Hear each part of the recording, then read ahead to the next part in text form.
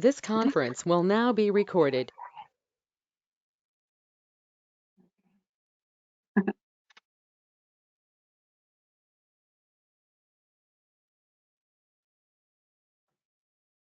All right, we'll just give everyone another minute here. I know this platform, GoToMeeting, isn't quite as well used, maybe I'll say, as some of the other ones like Zoom and Google Meets and stuff. So I know it can take a minute for some people to familiarize themselves with it and get logged in. I want to make sure everyone has a chance to do that. What an awesome turnout.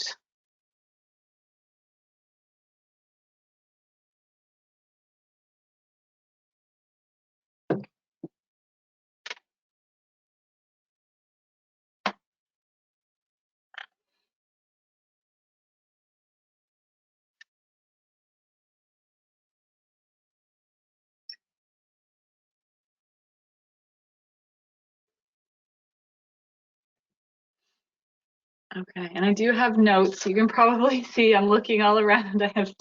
I was managed to get multiple screens set up here, and I've got some notes, so I'll do my best to look at the camera. But I'm going to be looking down at notes too. I wanted to be well prepared for all of you who are giving up your valuable time today.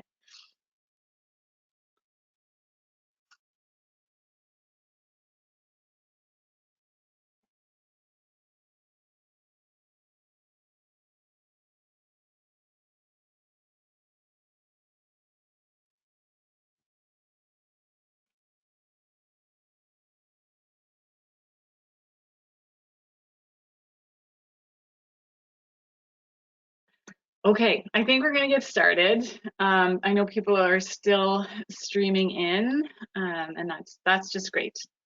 So I just want to say hello, everyone. Welcome to the 2021-2022 kickoff event for the Engineer in Residence program.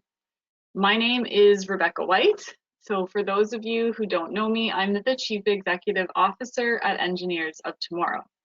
Thank you so much for joining us today.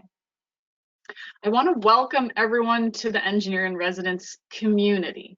You really are part of something big here. We have just over 300 engineer and teacher matches across Canada this year. Pretty awesome. We're pretty excited about that. So to start today, I would like to begin by acknowledging the Indigenous peoples of all the lands that we're on today. While we meet on a virtual platform, I would like to take a moment to acknowledge the importance of the lands which we all call home.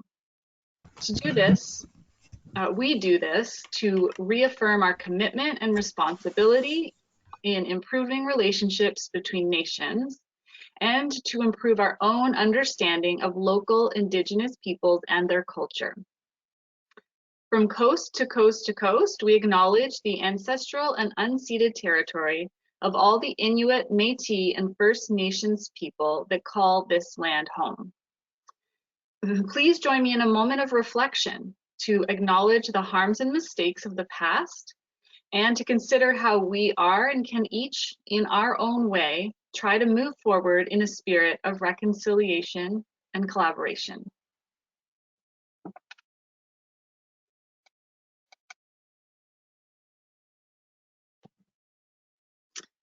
Thank you, everyone.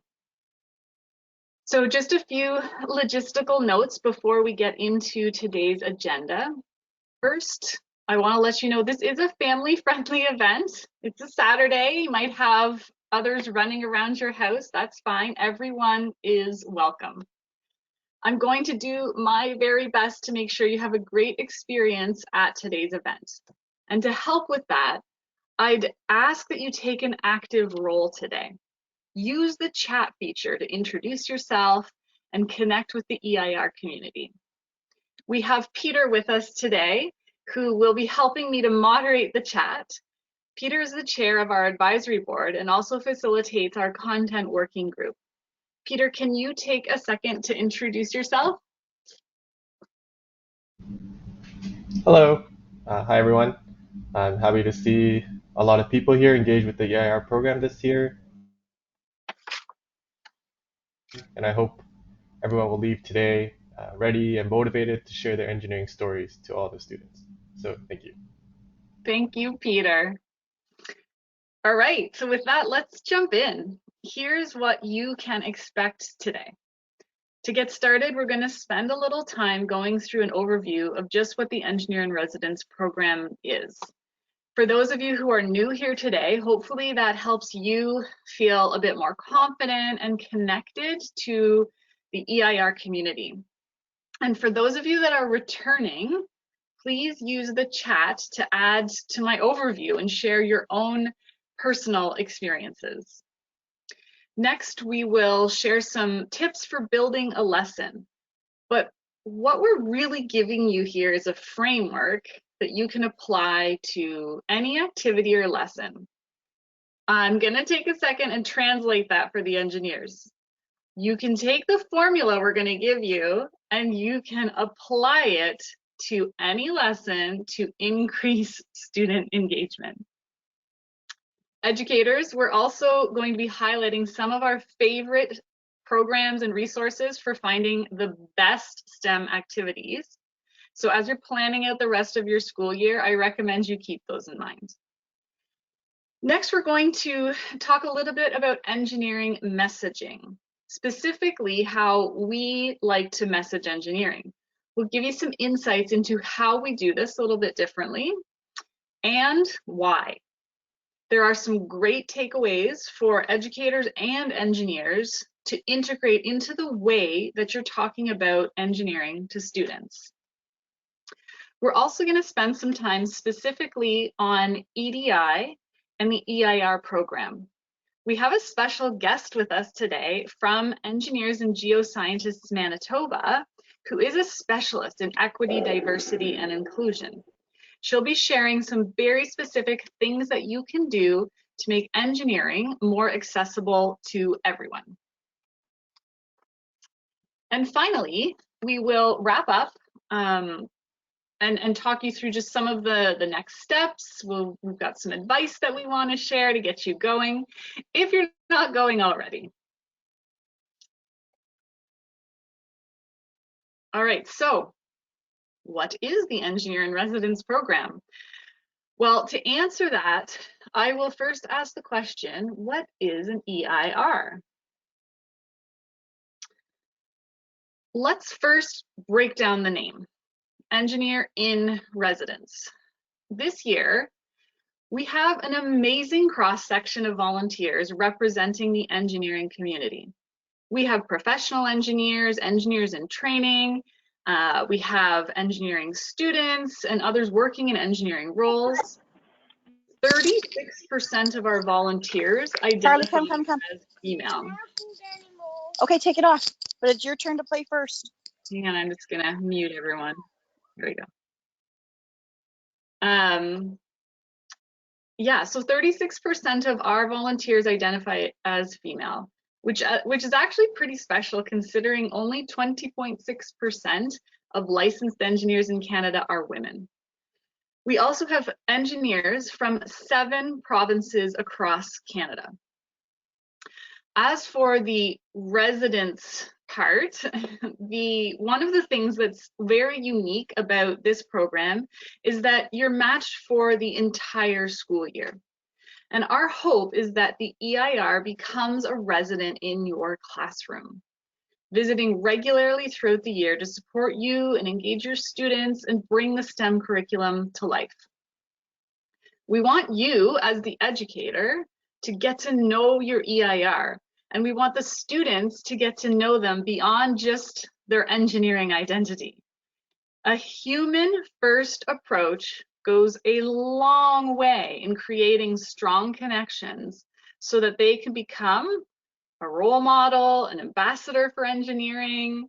They get to be a stereotype breaker, an ally, and an example of what's possible. I hope our returning and EIRs and teachers are in the chat right now sharing your own thoughts on what it means to be an EIR. Peter, is there anything that you wanted to share at this point? I see the red bubble number climbing there. No, it's just great. Everyone's sharing where they're from, who they are, and I think if you haven't done so already, I would say please tell us where you're watching from today. Awesome. Thanks so much, everyone. So what is the Engineer in Residence program, the EIR program? Simply put, it is a volunteer-based STEM outreach program. But we like to do things a little differently. So let me first tell you what it's not. It's not a one and done style event. The volunteers that are all with us here today have made a full year commitment. Teachers, they are there to help you. I often talk to new teachers about the program, and they tell me that they're worried about being too busy to take on a new program like this. And I want to make it very clear that we are not trying to add things to your plate. We know how packed the curriculum is and how much you have to try and fit into a day for these students. I encourage you to think about how you can use your EIR to take things off your plate, or how you can use them to enhance what you already have planned for the STEM curriculum. Like I said, they've made a commitment to support you and your students for the entire school year. It's also not a prescriptive program. EIRs, that means you really can make this your own. We are not going to tell you exactly what you have to do. If you attended our summer training sessions, then you know what we do is we give you a framework, and then we empower you to be creative and have fun. Of course, we do have lots of supports. We have recommended resources and other programs available. We'll be talking about some of those today. But please think of these as inspiration. How can you integrate your own experiences, your own engineering story into the activities that you're doing with your class? And finally, it's free. Our goal is to create positive engineering experiences for everyone. We want the program to be accessible.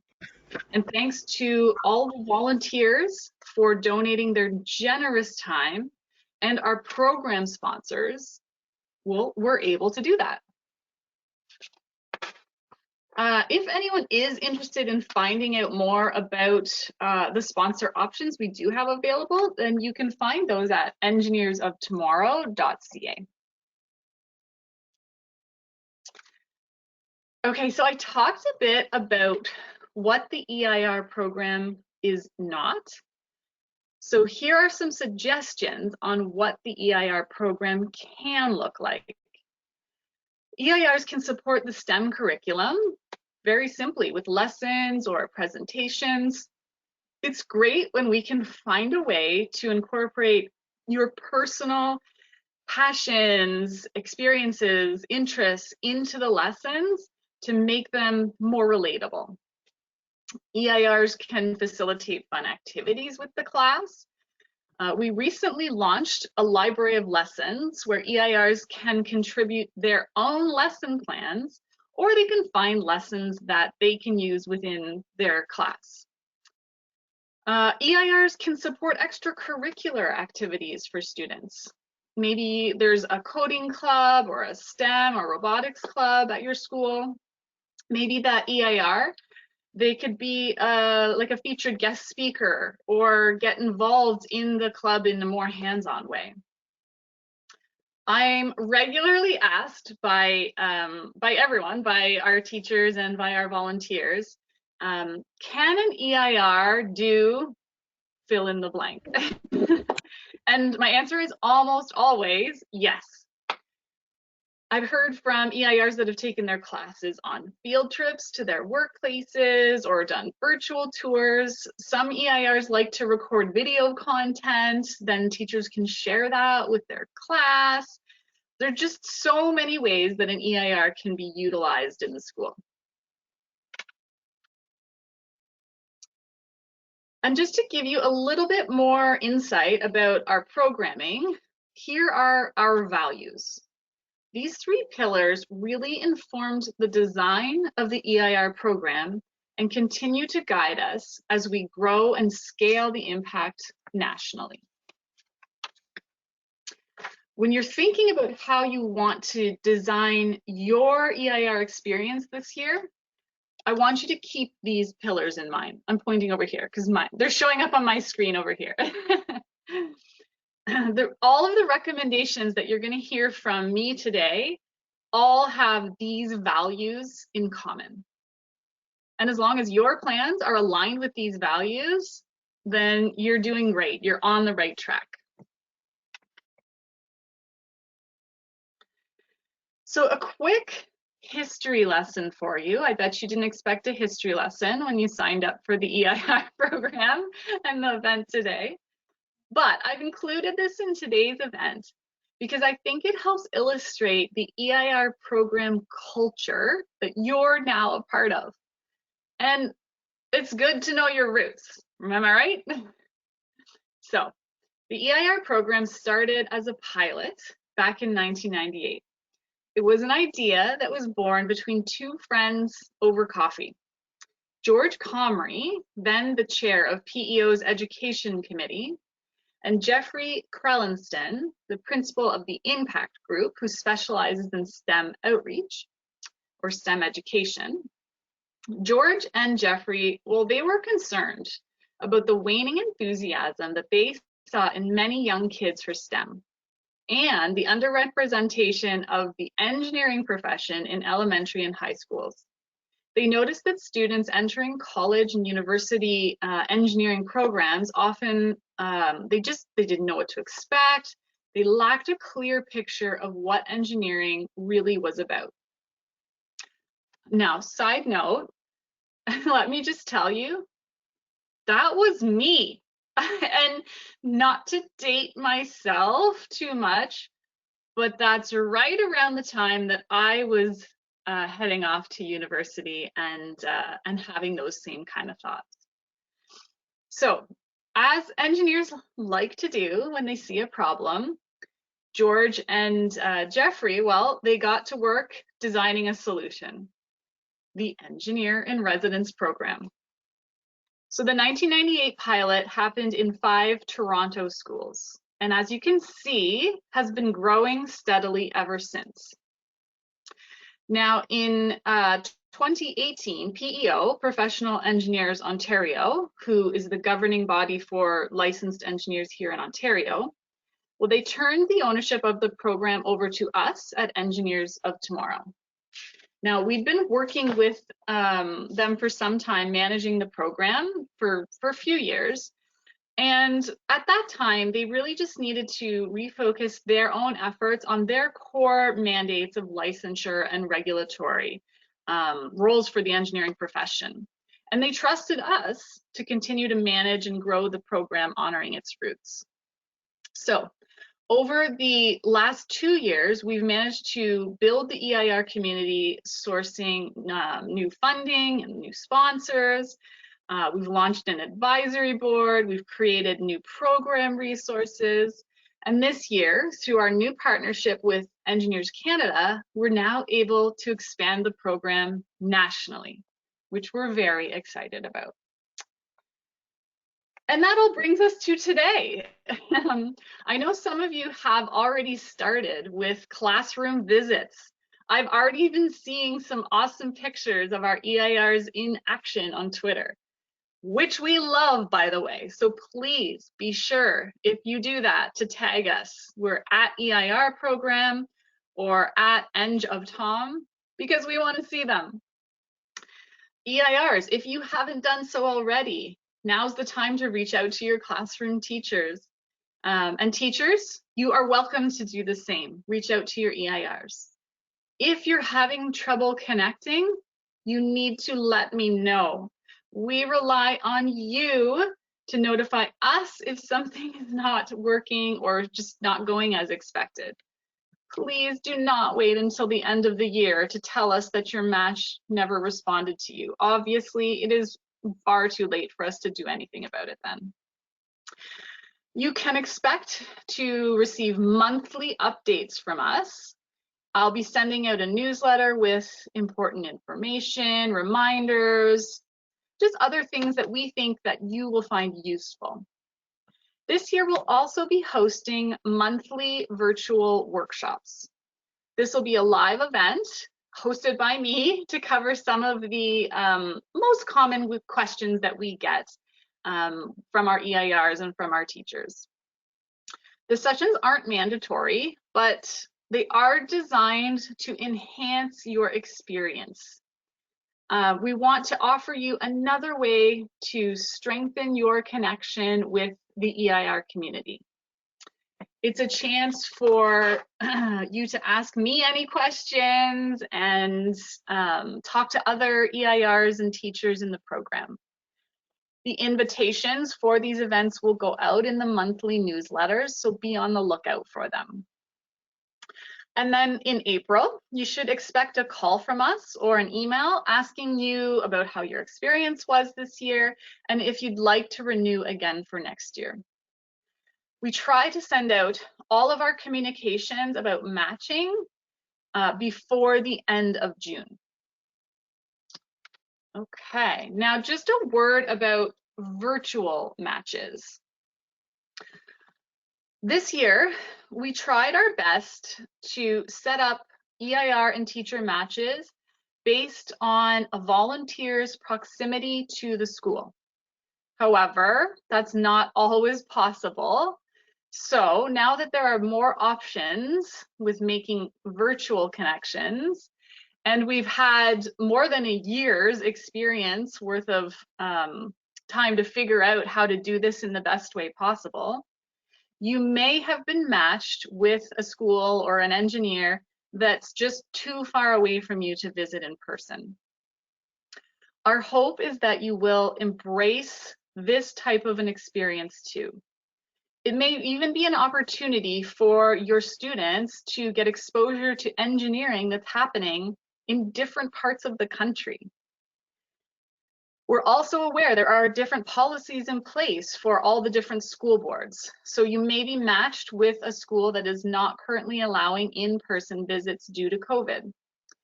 So in the meantime, you can still connect virtually. We did host a webinar this past summer on how to do this successfully. So if you did miss it, you can access that recording on our YouTube channel. Okay, now it's your turn. Please use the chat to share, which I can tell you've been doing already. Engineers, I want to see, I guess, or read, why do you want to be an engineer or an EIR, or did you want to be an EIR? Teachers, why did you want an EIR for your class? And Peter, if there were any questions in the chat that you'd like to bring up at this point, we can also talk about that now.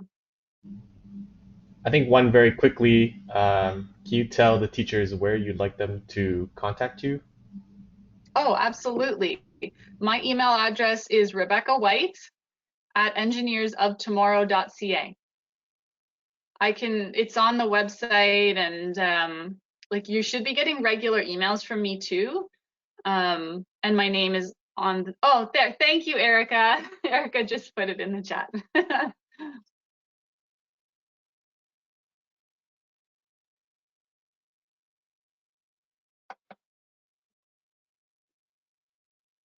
I'm going to introduce Erica in a second, but I can see she's been very active in our chat.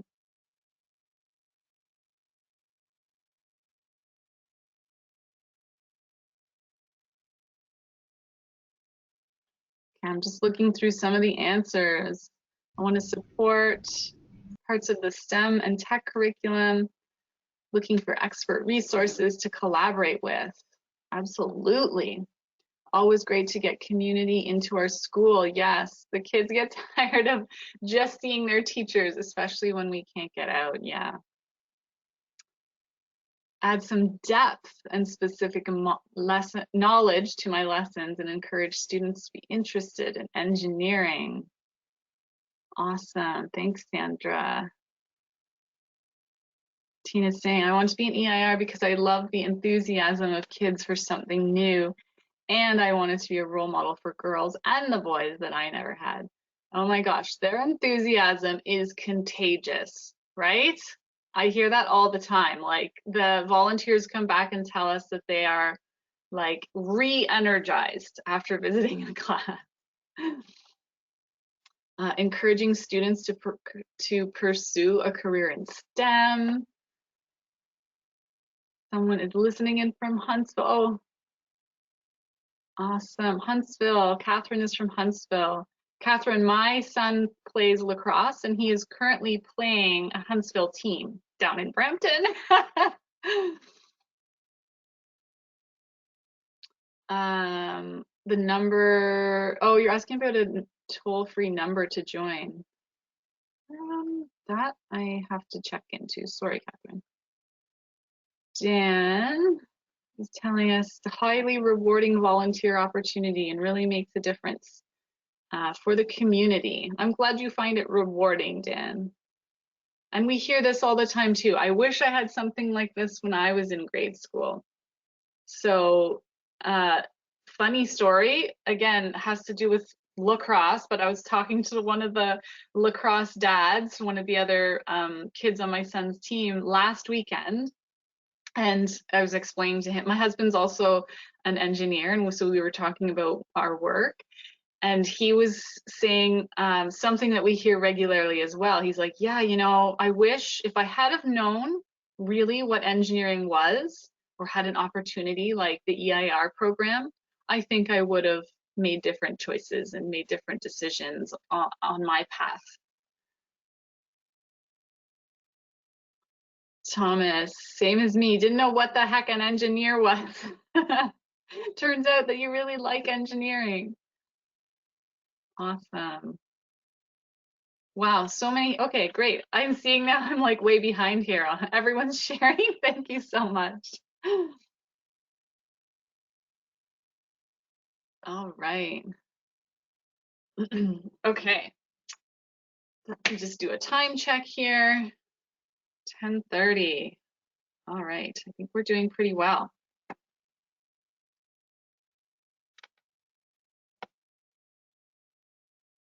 Okay.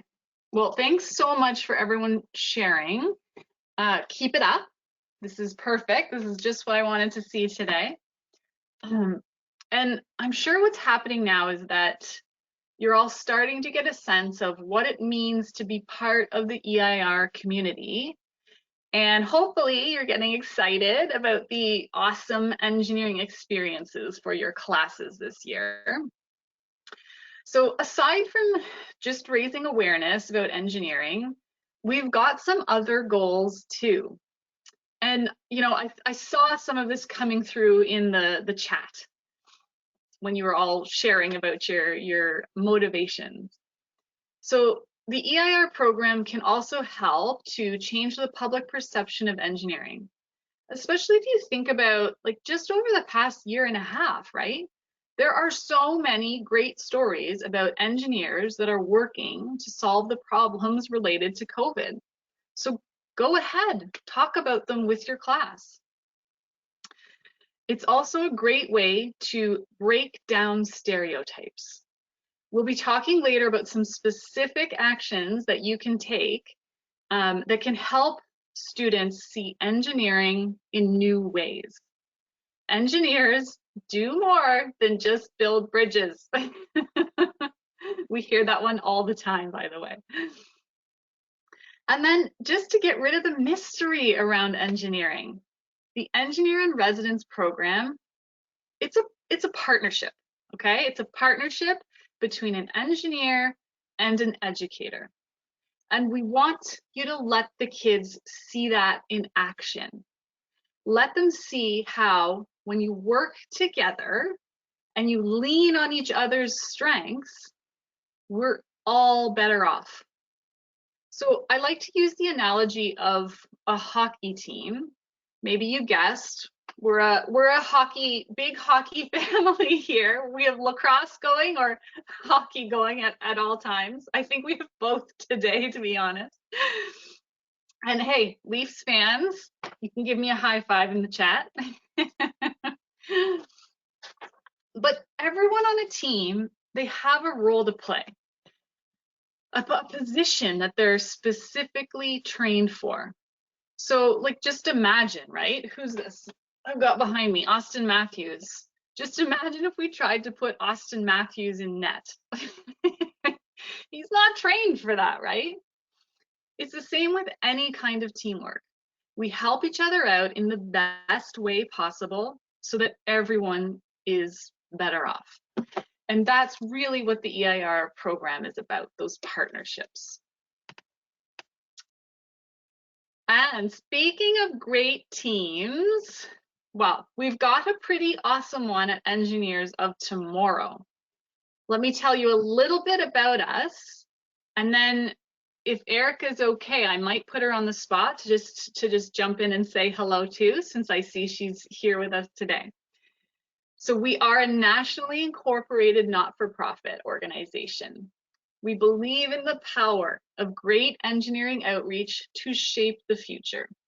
By telling better stories today, we create positive experiences that keep kids curious long into the future.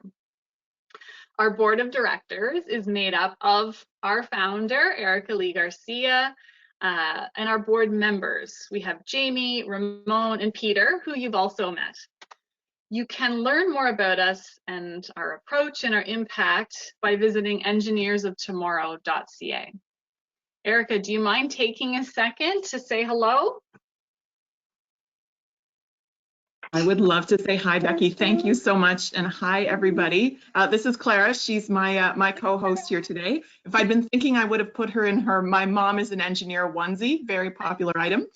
I don't know what I can say in addition to what I've already said in the chat. I'm so proud to be here. I'm so happy to see everyone attending on a Saturday. It just speaks to such dedication and such passion. Love all the answers about your why, and I just wish you, if you're new, welcome. We're so happy that you're joining us.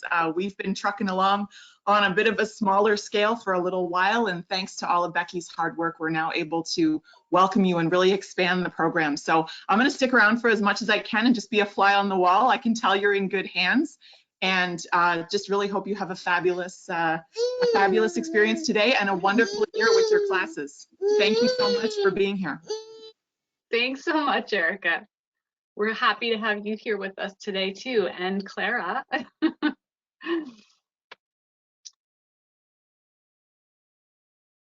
Oh, look at that. I didn't even know that slide was automated. That was exciting.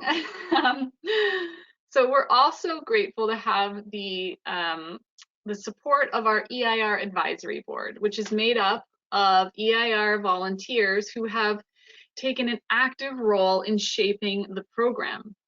They're supporting the program beyond the classroom, and they're helping us grow and strengthen our community. If you want to find out more about our advisory board, you can find that at EIR.ca.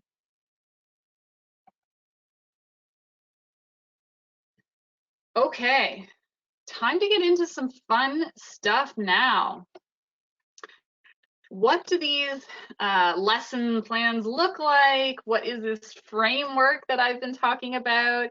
And where can I find the best STEM resources? So I wanted to tell a little short story here. I was actually chatting with someone earlier this week, someone who's not an engineer, but has worked with a lot of engineers and technical professionals.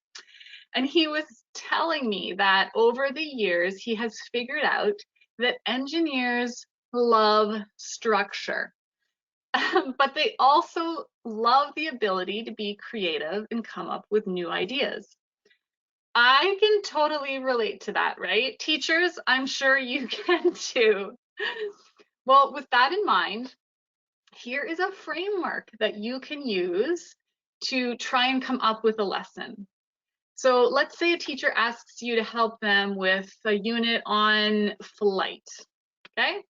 And you've scoured the internet, you're not finding anything that's just really that thing you're looking for. By the way, there are some awesome lessons on flight in our library of lessons. Shout out to Don Ball and Bob Thomas for those. Anyway, so you decide you're gonna come up with something on your own. Maybe you remember as a kid building paper airplanes, or maybe you've seen your own kids like flying their drones. I don't know. So as long as your lesson has these 5 components to it, you're off to a great start. And don't be afraid to use your engineering tools when you are designing your lesson. Think about the engineering design process here.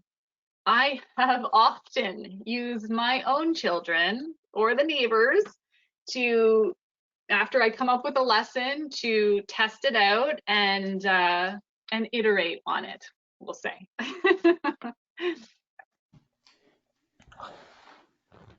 So besides Google or a personal favorite of mine, Pinterest, where can you go to get inspiration? Well, thanks to our hardworking volunteers, we've got you covered there. We've mentioned this a few times already, but I want to draw your attention to our library of lessons. You can find it pretty easily at EIR.ca, or Peter can maybe throw the link in there. But by the way, this is also the great place to go to find links to those training webinars that I mentioned, and some other really, really useful resources. For those that are new here, I highly recommend checking out the lesson on how to train your engineer. Bob has done a wonderful job of putting together a sort of user manual for teachers and EIRs on how to develop a strong partnership. We talked about partnerships in the EIR program. And he's got really awesome specific examples of how he has done this in practice over the years. We want this library to be evergreen. So EIRs, if you've got a presentation that you've used in the past and you really love, or a link to a resource that you found really helpful, please let us know. Our librarian, Sandy, who I think is here with us today, she's ready to grow that collection and make sure that the library has something for everyone. Okay, now here's the thing about the EIR program. We're not trying to reinvent the wheel here.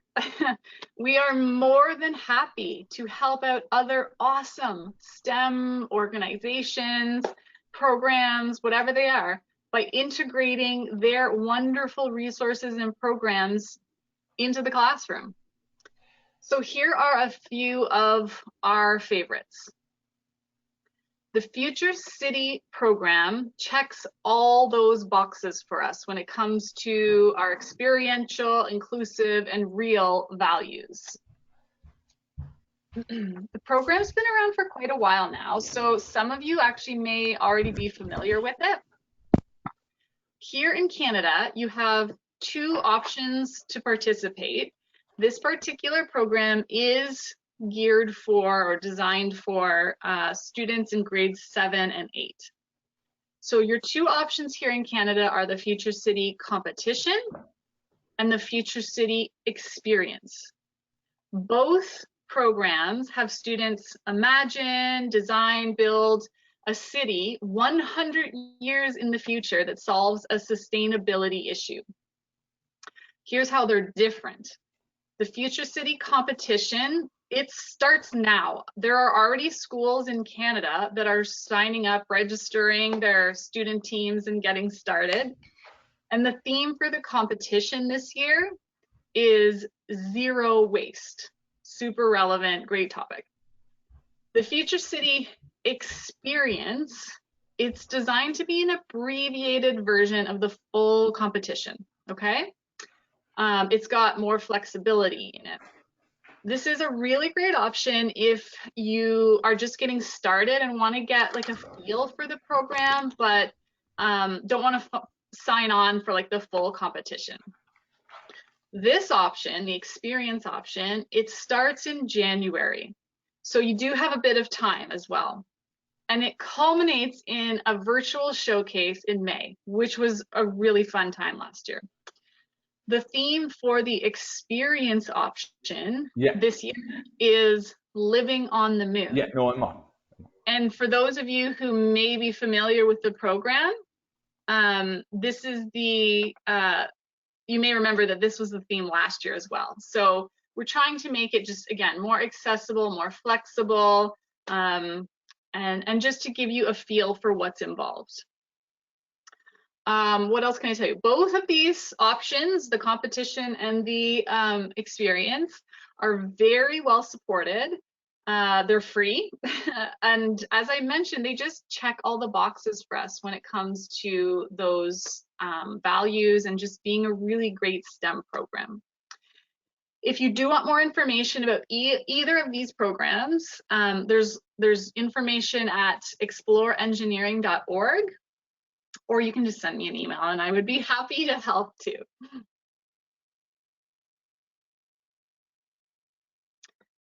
All right, so I am very excited to introduce this brand new program. And even more excited that the program creator is here with us today to tell you about it. I'd like to introduce Spencer Rishu. Spencer is a grade 12 student living in Whistler. He is passionate about making coding and computer science accessible to everyone. I'm actually going to turn it over to Spencer, who is going to tell us more about his program. And I don't know, Spencer, are you going to maybe give us a demo? Not sure what you've got planned here. Yeah, so I'm just gonna real quick just talk about kind of what I've been up to. So, hi, my name's Spencer. I'm a grade 12 student at Whistler, BC, and I've been really passionate about like computer science and engineering and software engineering, all that sort of jazz. And oh, hold up, I just made you the presenter. Sorry, I distracted you, but in there we case you go. want to share Okay, your screen. can everyone see my website here? Yes. Okay, so I've created this this program, Saplings, and the idea behind it is sort of that you have this cool little game, and you just play it, and it kind of teaches you about the basic ideas behind programming. And I think it's a really great introduction to people that have no idea what programming is about, and it kind of just teaches you the basic ideas. So it talks about how, you know, programming is just simple instructions, like single lines of code, and it kind of builds on top of each other. And the idea is that you just kind of learn about this sort of stuff, and it can be a great way to just get your feet wet, and then you can, you know, expand on this later on with other resources. And it's just this cool little game, which I hope you guys can see, called Drive.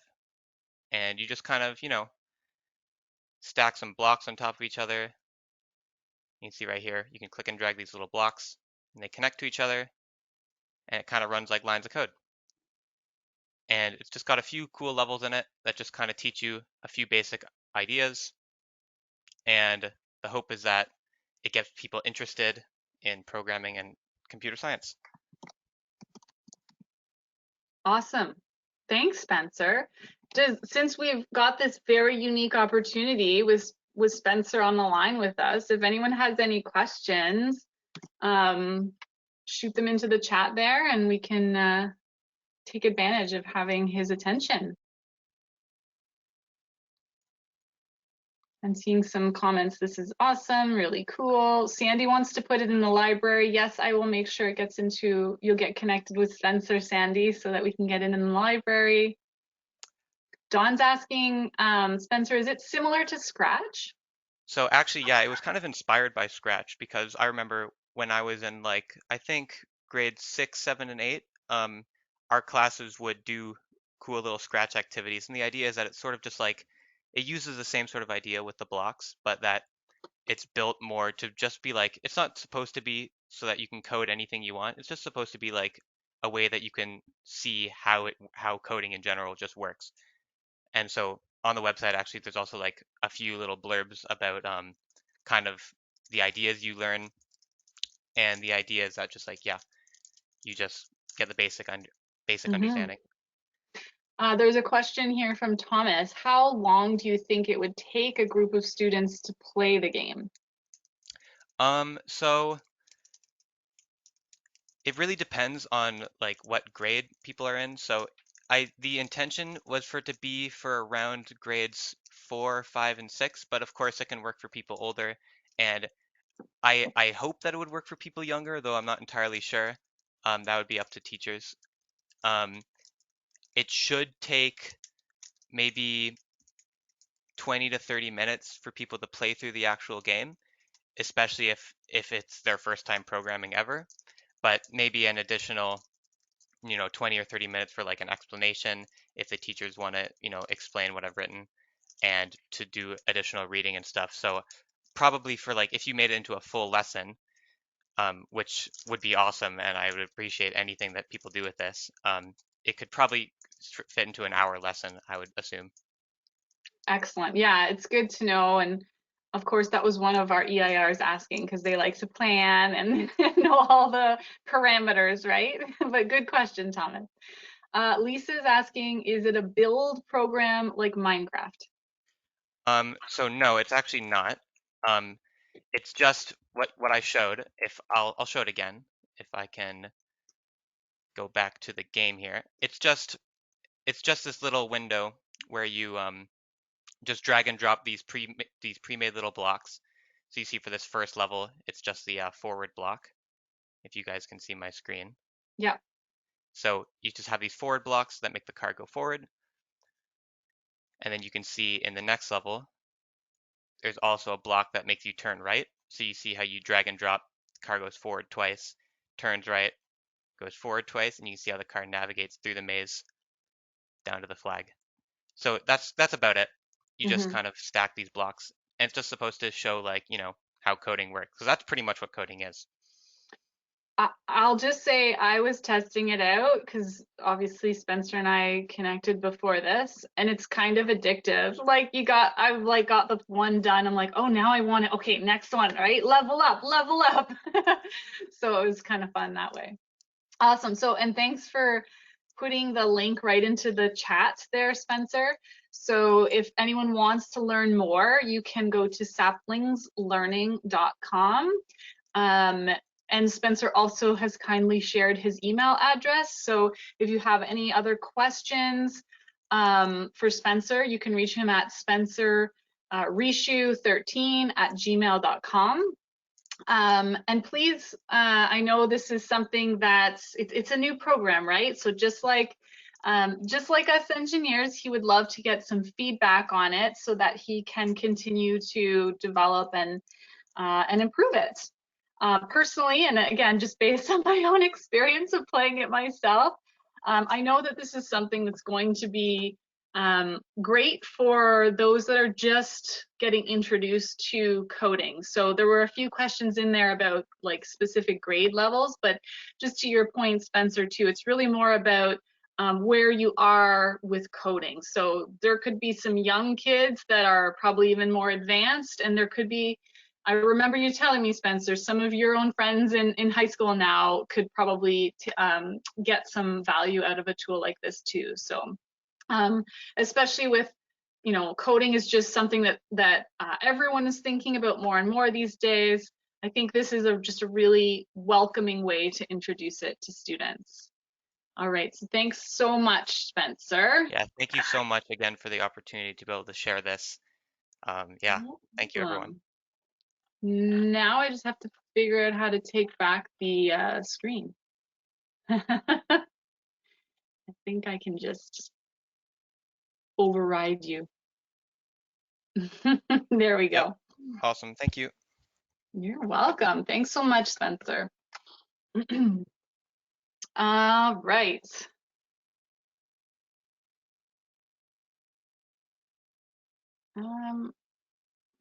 Not sure why this is blank. This is supposed to be a lovely picture of our new Discord server. So we're always finding other great programs and resources that we know our EIR community would love. And one of the things we don't want to do is flood your inbox every time something new comes across my desk or someone, shares a great new resource. So we have the library, wonderful, excellent tool, but we want to also have other tools that are great for supporting our EIR community and finding out how to access these STEM resources that show up. So I'm very excited to announce that EIR is now on Discord. So Discord is a voice, video, and text communication service that's used by over 100 million people to hang out, chat with their friends and communities. Full disclosure, I had to ask my 15-year-old daughter about this one, and she gave me the full tutorial on it.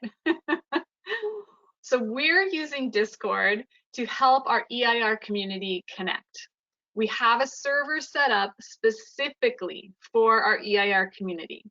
There are channels right now for different grade levels and geographical regions. It's a way for you to connect with other EIR community members that are maybe in a similar situation to you. We want this to be a place that you can go for support. We will post important announcements, those resources I mentioned, anything that we think that you're going to love. Our EIR community team lead, Thomas, is here, and he is going to take just a few minutes to show you the ins and outs of our Discord server. So Thomas, can you take a second and introduce yourself, and I will hand the reins over to you. Yeah, of course. Thank you.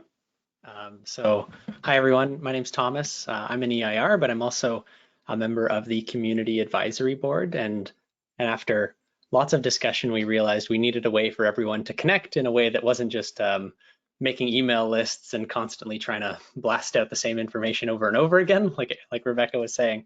So, oh, cool. I have the ability to share my screen now. You have the power. So I think, Rebecca, maybe you could throw that link into the chat, or if you were going to do that afterwards. I can do that. Yeah. Okay, because I already see people that they want that link. So maybe the first thing I'll do is Rebecca will throw that link in the chat, and I will get my screen up and running here. You might be faster than me at getting the link. I'm trying. So I'm trying to figure out how to screen share on here, but I think everyone can see sort of this screen that I have. I'm going to just put up two things. There should be two halves to this. So on the right half, maybe I'll just make this the full screen. When you get the link, there it is.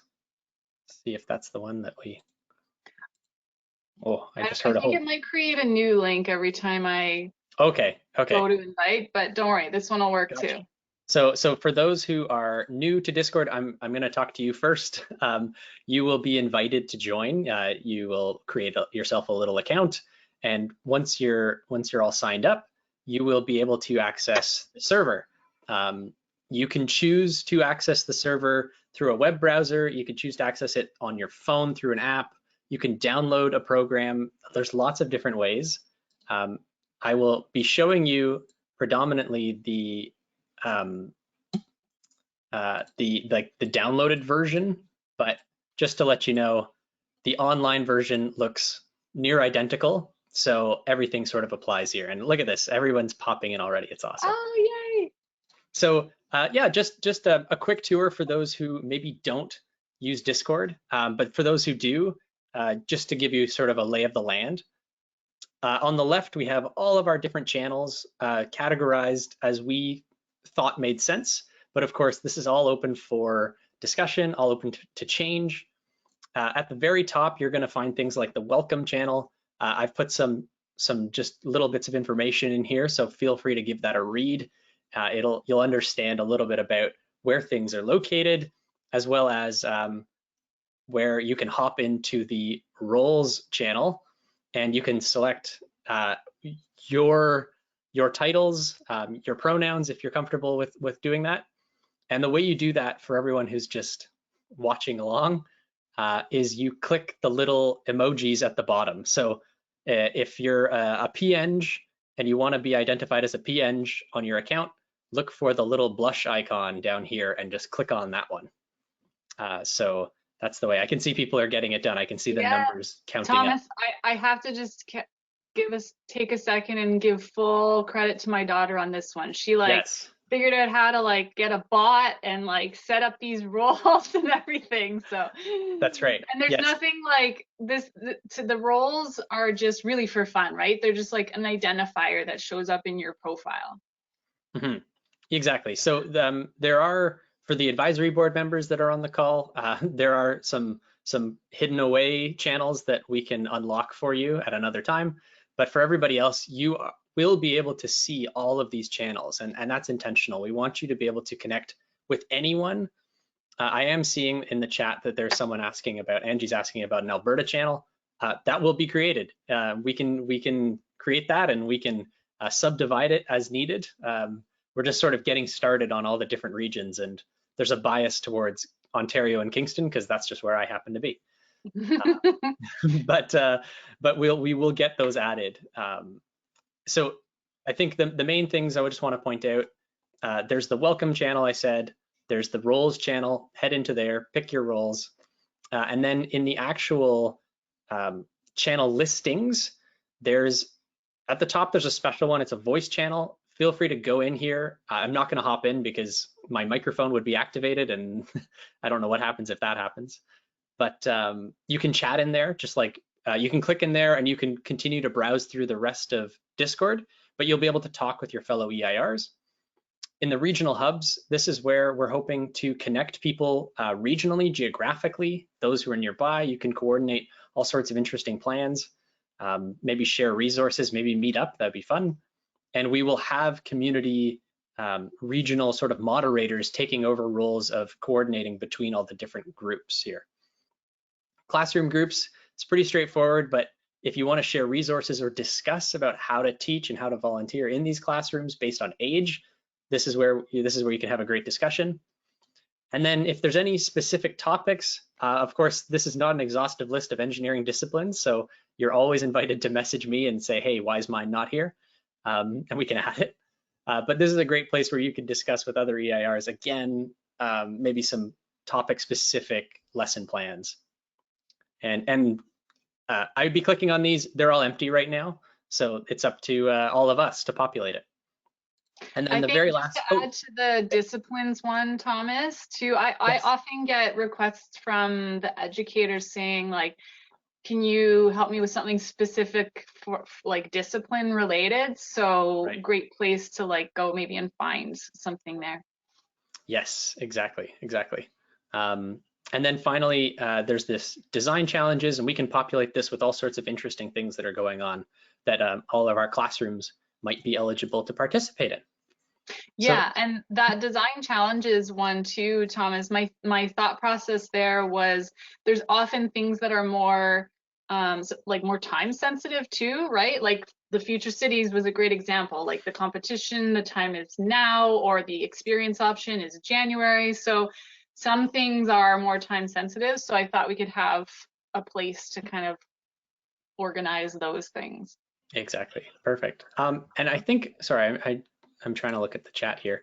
Okay, so there's some people who are having some questions about how to sign in. So maybe we can work those through. Peter just put in a little link to, it looks like it's a tutorial on how to set up your Discord account. Oh, perfect. So that's wonderful. For John. Yeah, give that a shot.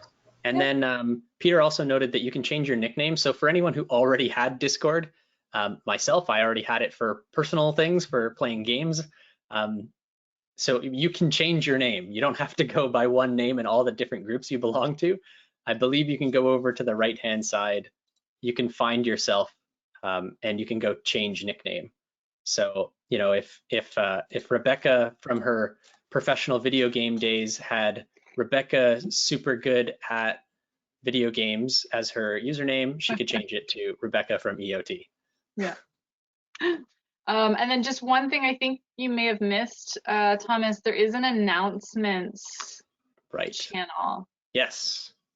Yes. This is so instead of, I mean, I'm sure emails will still be a thing. I'm not saying we're going to get rid of emails entirely, but big announcements can go in here. For today, I threw the link in.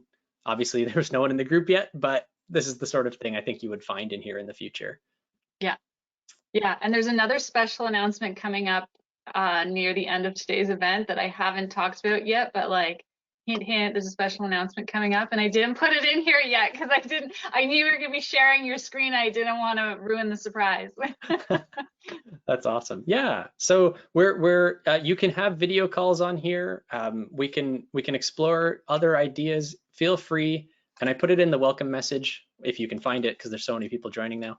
But feel free to in your channel, maybe if you're in the Manitoba channel and you want something else, feel free to tag me. You do that by typing the @ symbol. I explained it here, but you type the @ symbol and then my name, and I will get a notification that you're looking for something from me, and I can help coordinate in the meantime until we have moderators set up to do all of those jobs as well. Yeah. Awesome. All right. Yeah, that's so if there's any questions, I guess I can take those quickly, but otherwise that's just all I one wanted popped to share. up here. Someone's not getting the verification email. Erica's asking, is it sort of like Slack? Yes. It's sort of like Slack, but for certain reasons more powerful. Is that the right word, would you say, Thomas? Peter might be a good one too. I know Peter has a lot of experience with Discord. Yeah, I would say that all of these sort of digital communication tools have all started to merge towards one goal of trying to connect everybody in one platform. Discord just has a really good set of I think convenience factor, but it's also got a lot of audio and video things we can work with. Potentially we can have meetings on here. It's whereas Slack is I think a little bit more catered towards a professional text-based community. I think this one's just a little bit more fun to work with and a little bit more varied in how we can communicate. And there's a dark theme. Yes.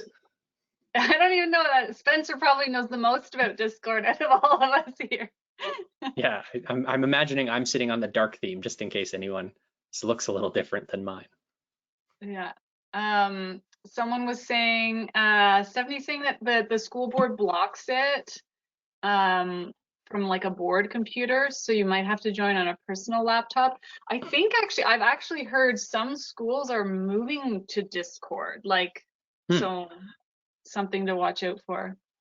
Yeah, and of course, if you're just looking to keep up with chats, you can always have it on your phone too. It's hard for me to kind of showcase that, but they have a phone app. It's fully featured, just the same as the app here, and you can connect on there if you're just looking to do messaging, but you can still do the same audio connection and video connections and things like that.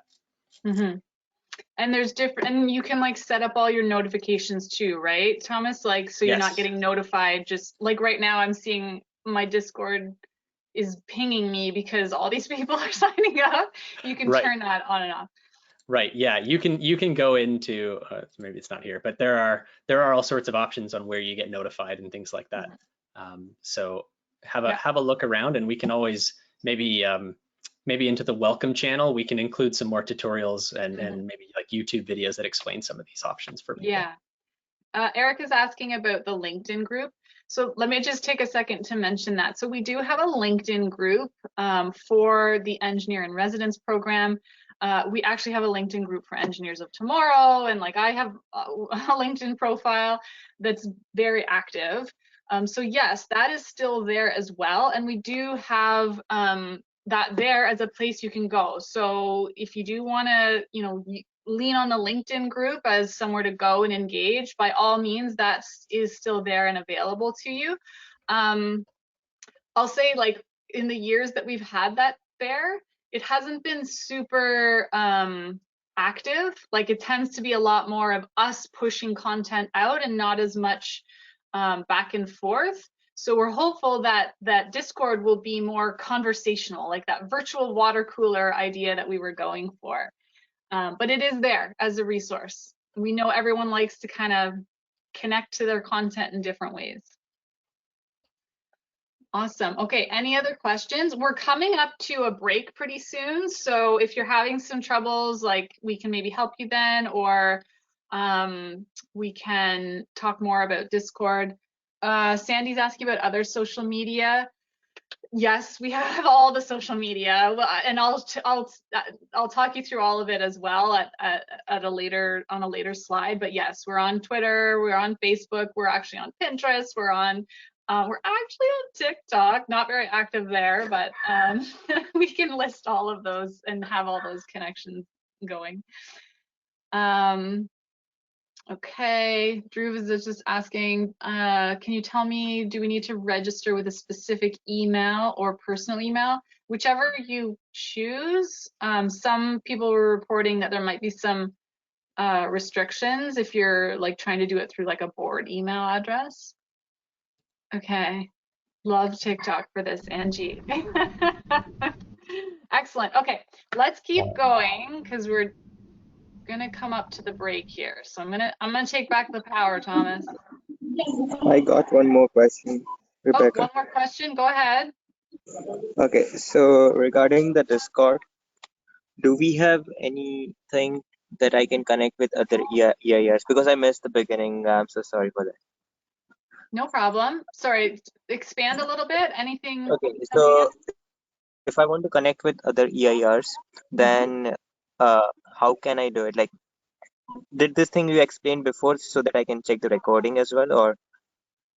Yeah, so we're trying to use Discord as one of the ways to do that. There are a few other ways if you're interested in learning more, like about we're setting up like a regional chair role throughout the different regions we have. So there are some other options there. So if you want, you can just shoot me an email and I can help you with that too. No problem, thanks. Awesome. Okay. All right, so we've kind of been doing this already, but I'm gonna give everyone the chance. You know, we've covered a lot in the last 20, 30 minutes or so. So if you have other questions for us about lessons, activities, other resources, now's the time. And what we're gonna do, let me do a time check here. It's 11:08 on my clock. So we're gonna do about a 10-minute break here, just to give everybody a chance to go refill your coffee or whatever you need to do. But we'll stay here and try and help out if there are any other specific questions about that. Okay, so I will see everybody back here at 11, let's do 11:20, okay? I'll put it in the chat just in case anybody missed. 10 minutes, yep. Sorry, it's 11:10 Eastern time right now. I keep forgetting we're in different time zones.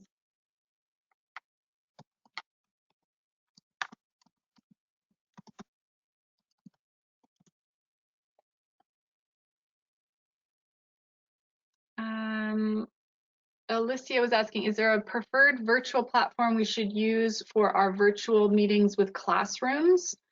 I'm not sure if you are a teacher or an EIR, Alicia, but what we tell everyone is default to whatever the teacher, because we know certain school boards have like agreements in place, and they have preferred platforms that they'll use. So whatever works best for the school side.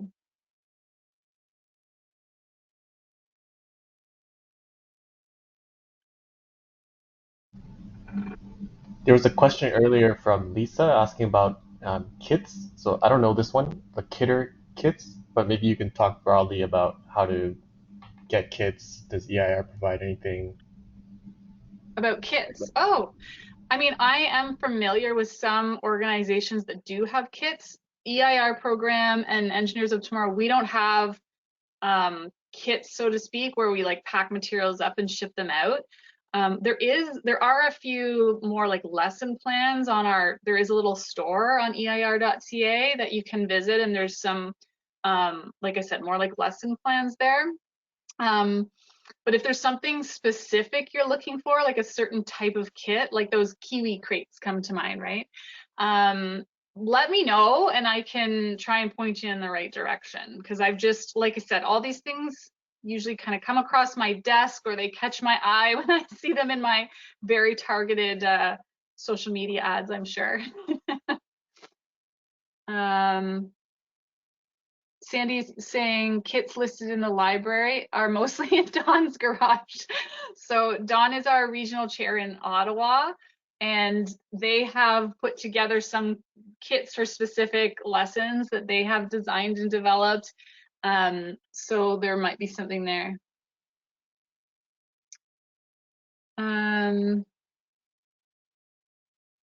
Kidder kits, Lisa's saying kidder kits are from Spectrum. I've been to Spectrum. There's one in Newmarket, I believe. They have some awesome resources. Dawn's having some trouble joining the Discord server. Engineer in Residence is not a valid server name. What's our server name? I don't Maybe know. you can send the link again. Okay, let me try. I'll try doing that.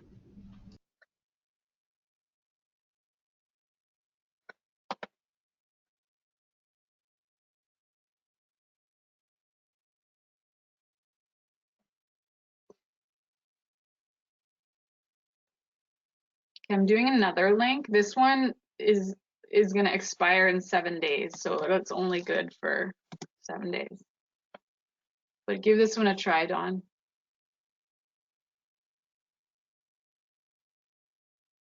Oh, there's a few people. Artem, there's a link. I just posted the link.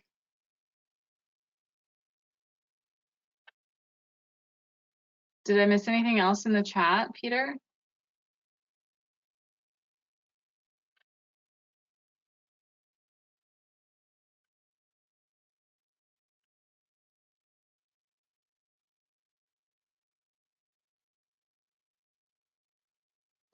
Oh, you're on a different computer trying to join it. Oh, so you're like typing it in, Dawn? I'll see if I can, this is Thomas. I'll see if I can get something that will work for Dawn. Maybe, yeah, like email it to him or something. Thanks, Thomas.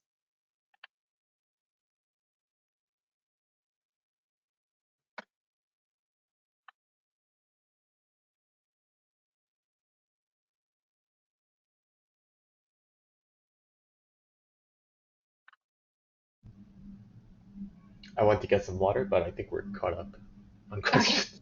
Okay.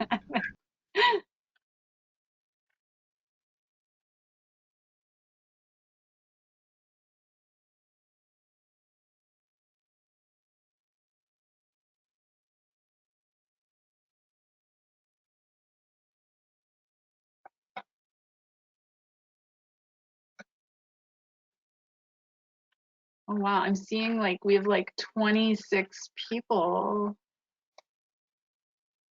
online on our Discord server and 27 offline. Wow, fantastic.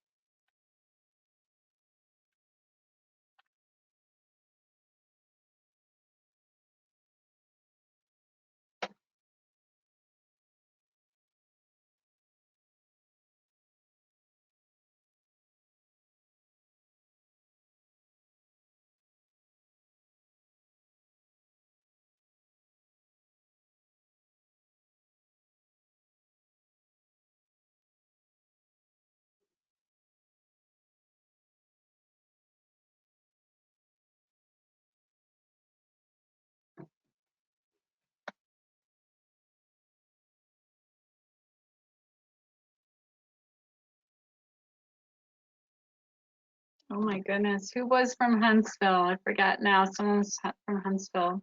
Sorry to say, we beat your team 11-0.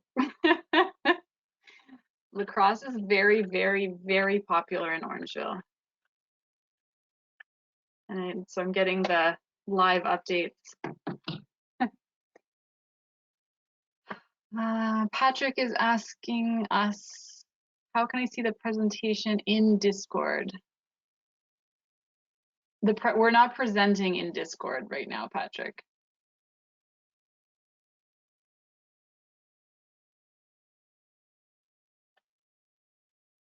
Maybe we'll get there one day when we're super savvy with Discord, but I still have to call my daughter to help me. I'll get there.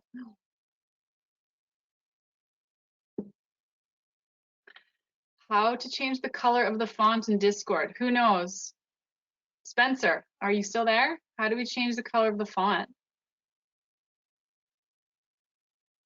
I know I have learned how to make things bold and how to make things underlined. That kind of thing. Oh, can't change the color of the font. Which font are you trying to change the color of, Lisa? Like your name? I see some people's names are a different color.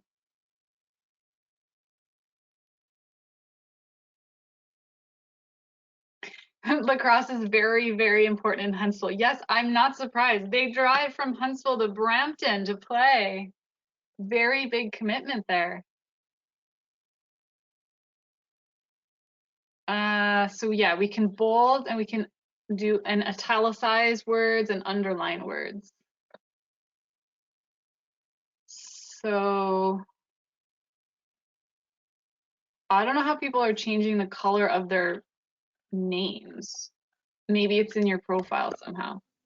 Yeah, it's Thomas again. The names change based on which roles you pick, and I think there's a hierarchy to the roles. So depending on which one you have. So for example, you, Rebecca, I think your name is Purple. I'm Purple. Yeah. And I think that's because you are CEO role. Okay. And it is the highest role available.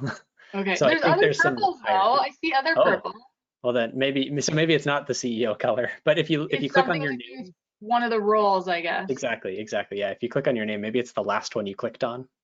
Oh, maybe.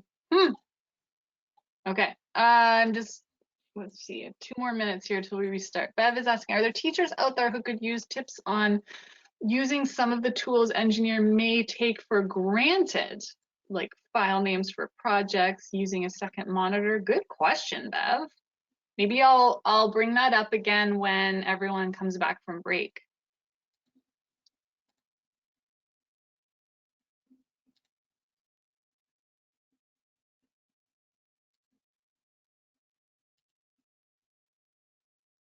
Angela, you're having trouble, I see. Are you trying to do it with your school email address?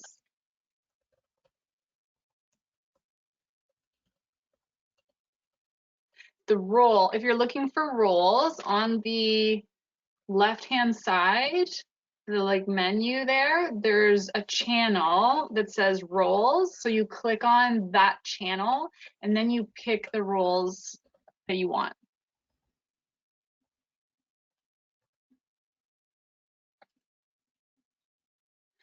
Oh, I see the purples. So the CEO role, we can change that. We like randomly picked the colors of the roles when we were setting it up.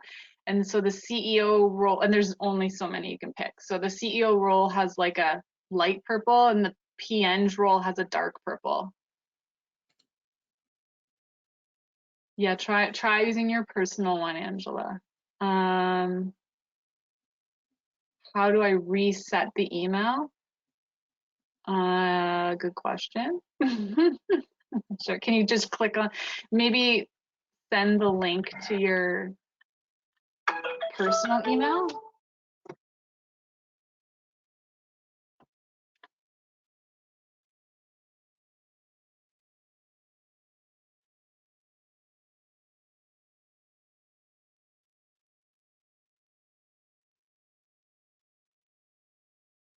Okay. Okay. Oh my gosh, it's 11:20.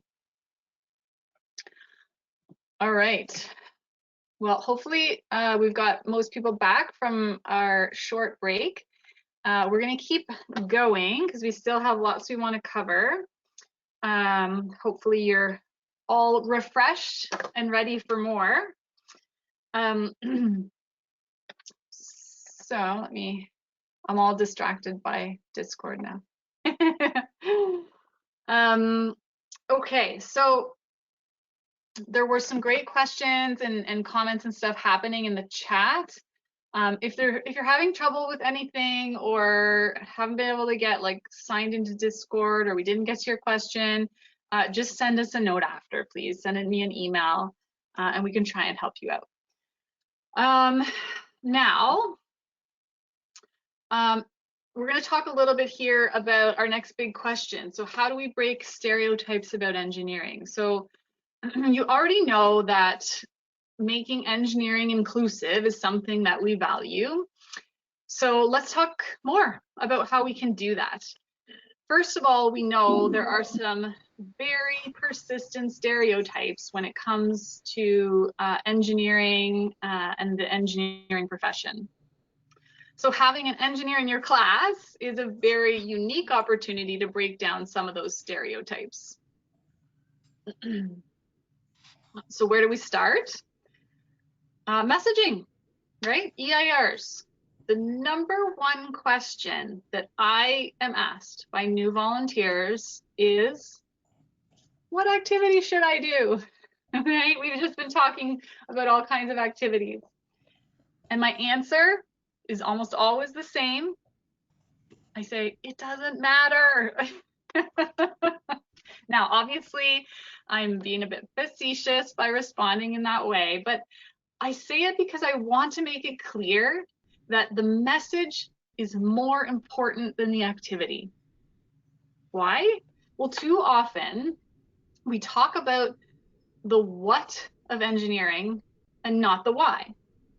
We talk about what engineers design or build, what tools they use, what subjects they study in school. And the why is left out of the conversation. Teachers, I'm sure that you can probably pick out certain kids in your class that would excel in an engineering program, right? Those are the kids that are probably demonstrating all the right what's. Math and science come easily to them. They like to design stuff. Maybe they like to take stuff apart. So it makes total sense to encourage them down an engineering path, absolutely. But when we leave out the why, the role of engineering in our society, the values and social impact of engineering, we're really just only painting half the picture, okay?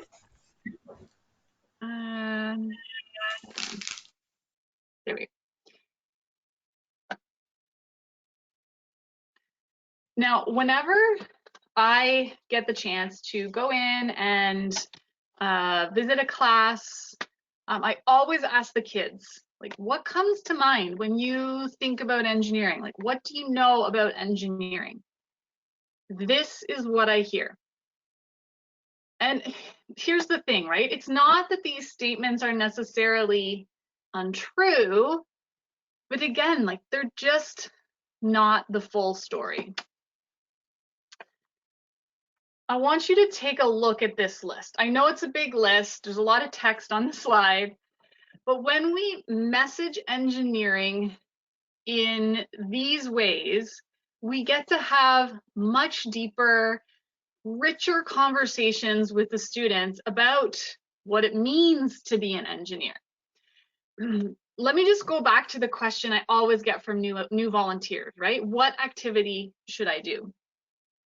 I would argue that you can pick almost any of these ways of messaging engineering, and you can apply them to almost any STEM activity, which is why I tell them it doesn't matter.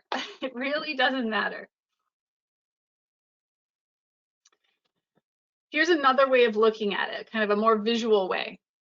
This diagram is showing us the current state of engineering messaging. And I'm going to call it the what focused messaging, okay? So the idea here is that with this what focused messaging, we sort of get an echo chamber effect happening, right? The what messages will only resonate with the same types of students, teachers, you know who they are, the ones you picked out probably by the second or third week of school, right? They love math and science, and maybe they can be seen by some of the other students as a bit of a nerd, or they're the ones joining chess club or coding club, or not soccer and basketball like everyone else. So what am I doing? I'm describing kind of the stereotypical engineer here, right? Now, of course, there's going to be a few outliers. You see that little green arrow at the bottom there attached to the slightly enlarged group of students in that A circle. But we're still missing out on a huge number of students, the ones in that C circle. I guess I can show you. I do have a mouse here. I can show you here this way. This big bubble. You don't know the number of times I've talked to adults and they tell me that if they could go and do it all over again, they'd probably choose engineering. They didn't know what it was before. Now, before I advance to the next slide, our friend Dean DeLuzio from Queen's Faculty of Engineering has a beautiful way of explaining why we need to get these kids in this big C bubble, to consider engineering, why we need more diversity in engineering. So hopefully you'll be able to hear the sound okay in this video. These grand challenges that are facing the world need a diversity of thought and experience.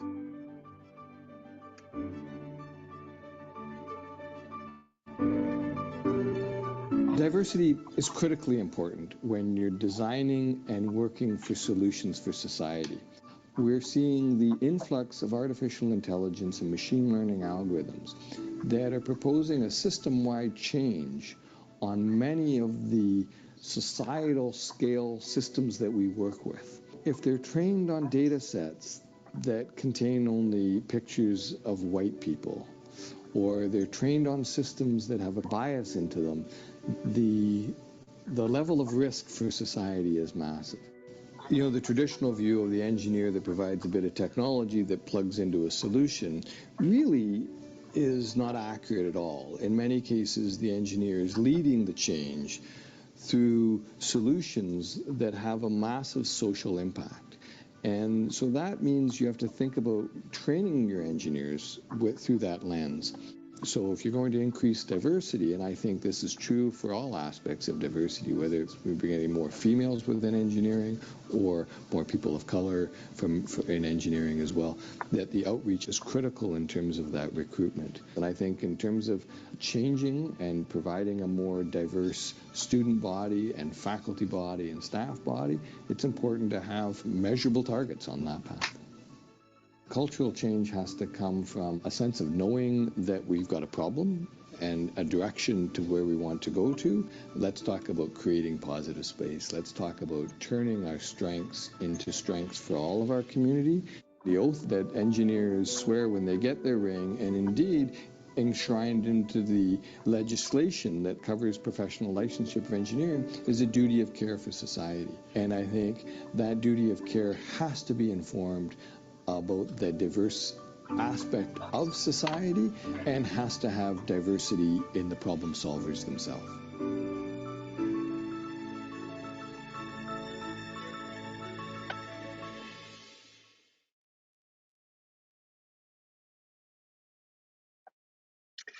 Awesome. Okay, so I want you to remember that slide I shared, the one with all the text on it, a big list of more why-focused ways of messaging engineering.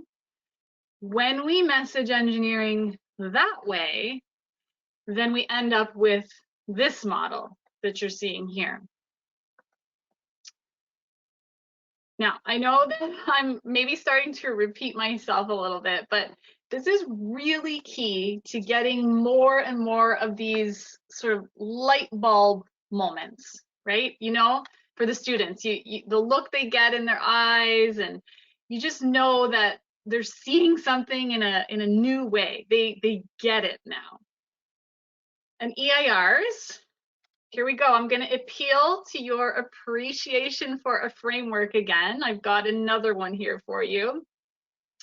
I want you to design and build your lessons with this framework in mind.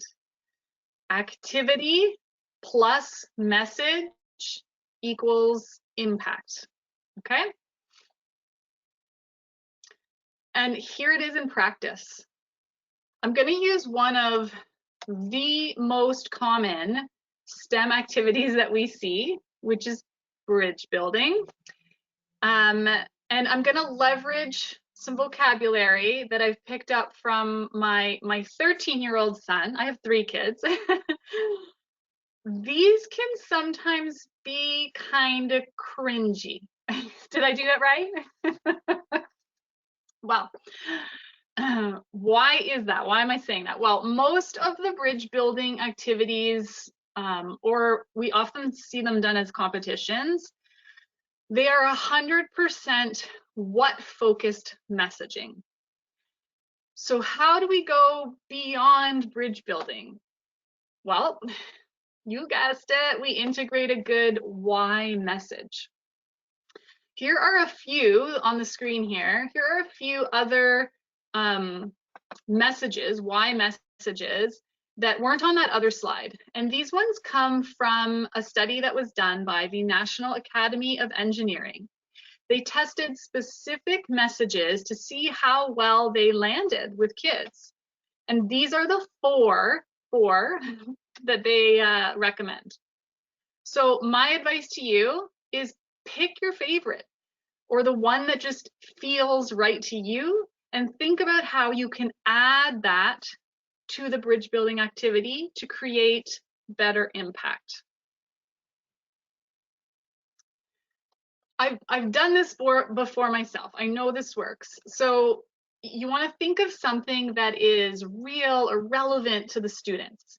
So here's the example. I like to do bridge building activities in the spring, because guess what? In the spring around here, lots of flooding is happening. It's in the news. The kids are maybe experiencing it in their own backyards, literally. So if your message is tied to something that's happening in your community, the kids are already going to feel a stronger connection to it. And when we can get an emotional reaction from students, preferably a good one, like feeling excited or feeling curious, then they're going to be more engaged. So in this example, I would be telling the students that live in the city of Trail that our community has a problem. We have a real problem. The river that runs through the city here, the Columbia River, it's flooded. And guess what? It's damaged the bridge that connects one side of the city to the other. Maybe the hospital is only accessible to one side of the city. So it's important that we, as engineers, design a bridge that everyone can rely on, so that the city residents, all of the city residents on both sides of the river, can access that hospital. As engineers, it's our job to keep the community, the people, safe and healthy and happy. We get to use our engineering tools like math and science and the engineering design process to do that. So see how that works? Okay, now I want to hear from you again. What are some of the messages, and maybe this has already been going on in the chat a little bit, what are some of the messages that you've heard about engineering? Like, where do you think they come from, and in what ways are they maybe inaccurate or incomplete? Peter, jump in if there's anything you wanted to flag.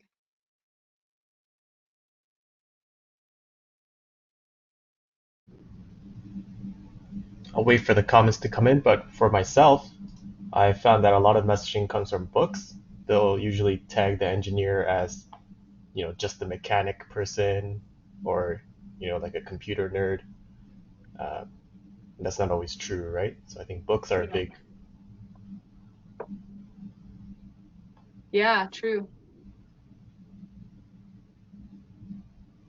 Yeah, it's And what he we says just it's see what we've growing seen. up. Yeah.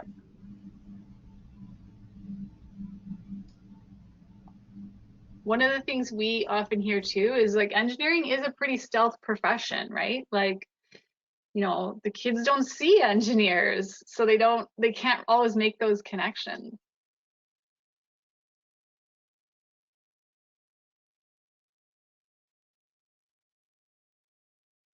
I see Zandy's talking about history. Tina's talking about TVs and movies showing men primarily.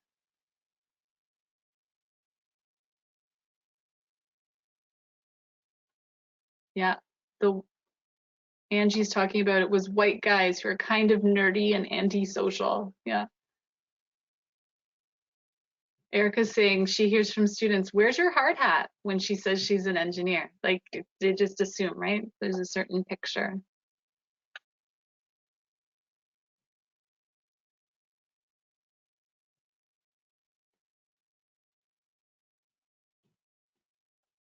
Awesome. Okay. I know we're getting close to the end of our time here, so I'm going to keep going, but thanks for your contributions, everyone. Thank you so much for sharing. So moving on, we are going to be rounding out our event today with a special guest who we have with us, and she's going to be sharing some very useful tips on how we can improve equity, diversity, and inclusion in engineering, specifically through the EIR program. And this is perfect. I know I saw some comments in the chat about, you know, what can we do? So here we go. So welcome, Lisa. Lisa Stepnick is the Director of Equity and Representation for Engineers and Geoscientists Manitoba. We've been working closely with Lisa and her team to pilot the EIR program in Manitoba this year. Lisa has worked on the initiative to have 30% of newly licensed engineers be women by the year 2030, and she's been working on that since 2018. She's a graduate of Biosystems Engineering at the University of Manitoba. She worked as an engineering intern at Building Alternatives, Inc., designing straw bale, timber frame, and cordwood residences and commercial buildings. She also worked in Goose Bay, Labrador, Montreal, Quebec in the environmental engineering field, conducting phase 1 site assessments of commercial and industrial sites.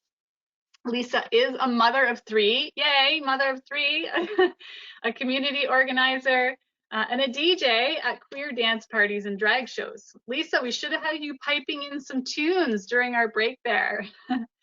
Welcome, Lisa.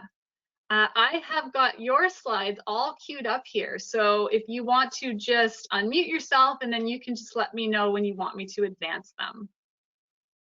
Okay, great. Thank you so much, Rebecca, for that introduction. I also have my kids in the background. They're coming to ask me a question. I've been on for an hour and a half. They haven't had a single question, but of course now they have the question. But they're going to have to wait. This will be a short presentation. Rebecca has, really covered a lot of the things that I'm going to talk about. So I'm going to go over them very briefly. So I'm the Director of Equity and Representation in Manitoba. You can go to the next slide already, Rebecca. So I'll just give you a brief bit of our stats here. And one I really want to touch on, especially in Manitoba, we have a very strong Indigenous population demographic here. And only roughly 6% of our engineering undergrads identify as Indigenous. And that should be 3 times that number if we were to have proportionate representation. Of course, women as well. We're all probably very familiar with these numbers across the country by now with the 30 by 30 campaign that Engineers Canada launched. And I think an important one here is the NGAP program, which is an Indigenous access program at the U of M, which is is lauded as one of the best in the country. They still have very low numbers of women in their program, and Indigenous women are the lowest represented group in the stats that we track at the association. So it's really important to be looking at, you know, the intersectionality of it. What are those barriers faced by women, and specifically, you know, Black, Indigenous women? Next slide, please, Rebecca. This is a quick breakdown of, you know, the departments. And I remember seeing a slide from your presentation last year, Rebecca, that showed some of those breakdowns at a university in Ontario. And they're similar here, right? We get high numbers of women in biosystems engineering, not bad in civil, and they're lowest in computer, electrical, and mechanical. And I think a lot of that has to do with the way we brand engineering and speak about it, like Rebecca touched on. But I think there are ways that we can get those numbers higher.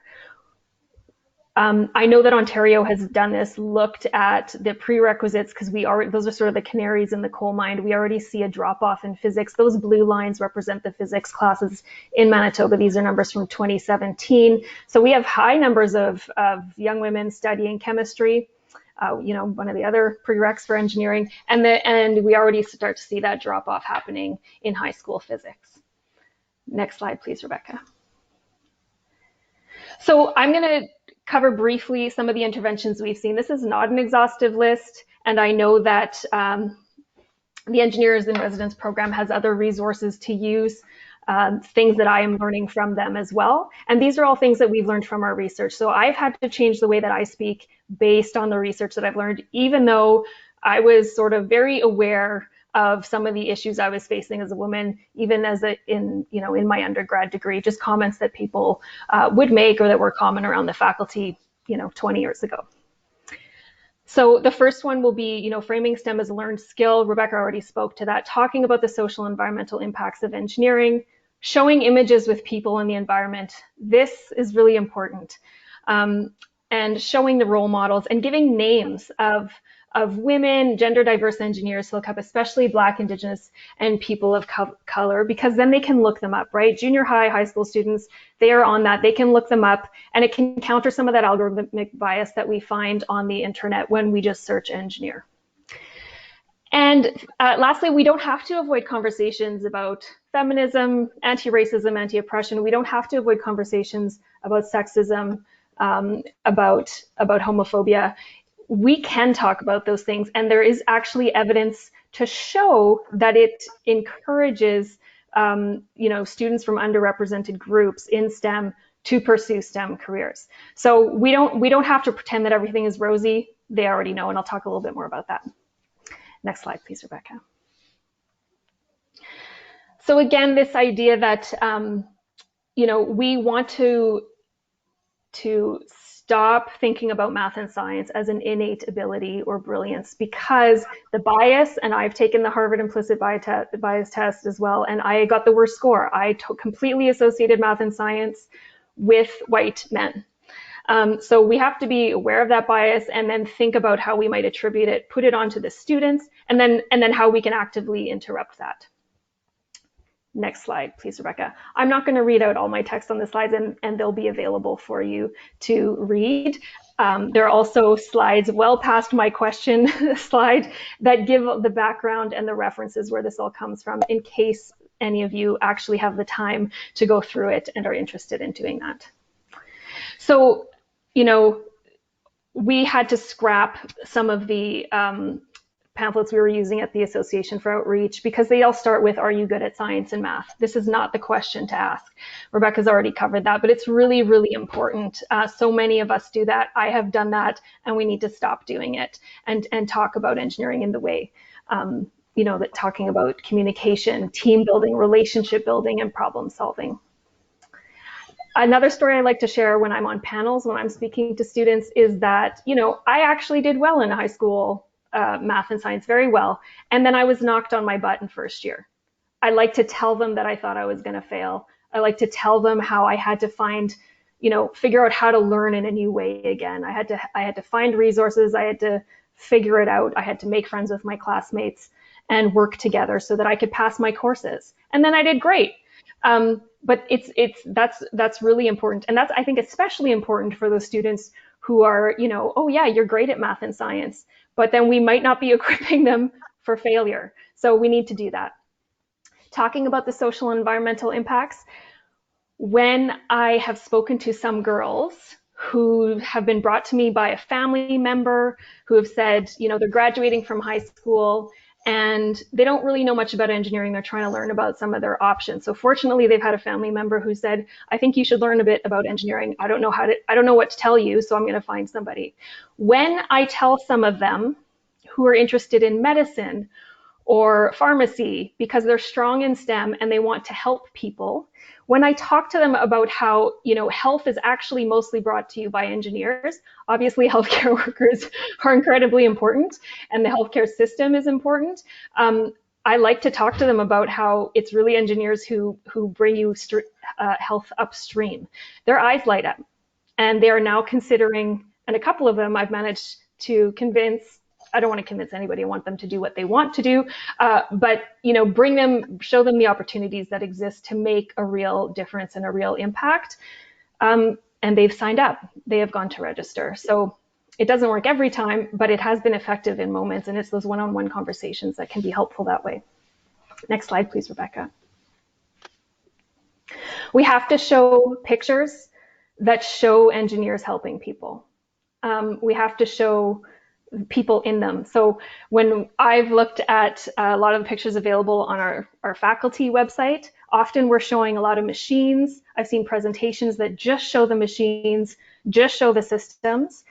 We have to show the people in them. So the messaging has to be reflected in the images that we share, because the pictures are worth 1,000 words.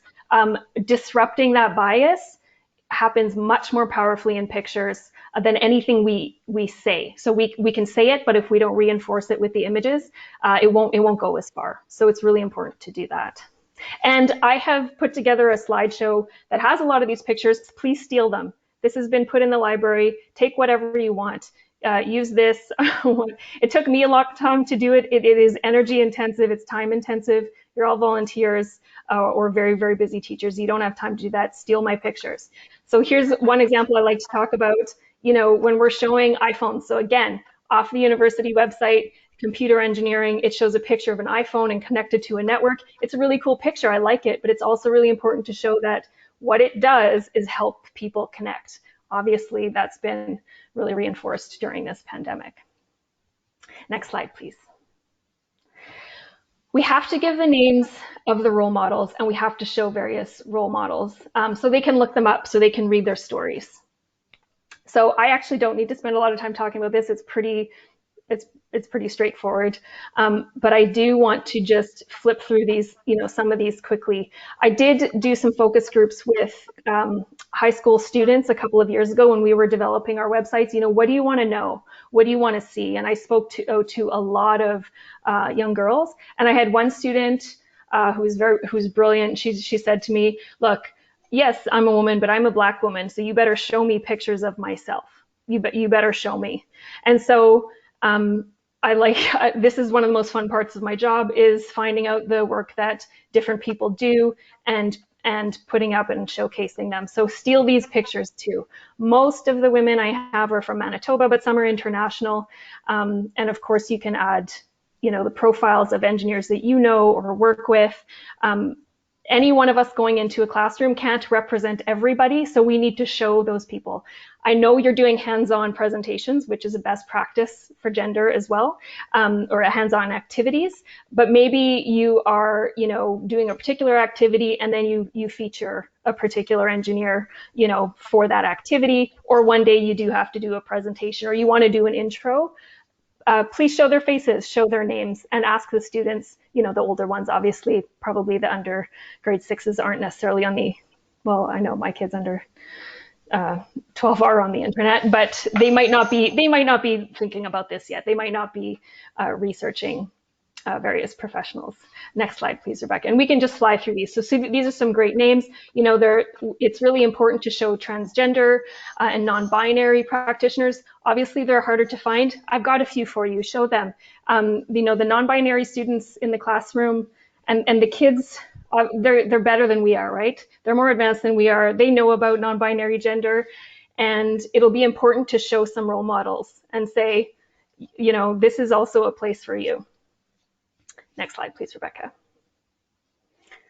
And so these are just more examples. And we want to show them, again, the why. The why is included here. It's not the technical aspects of what people are doing necessarily, unless the kids start asking about that, but really showing the why. And I had seen a question in the chat about how to talk to grade 3 students about it.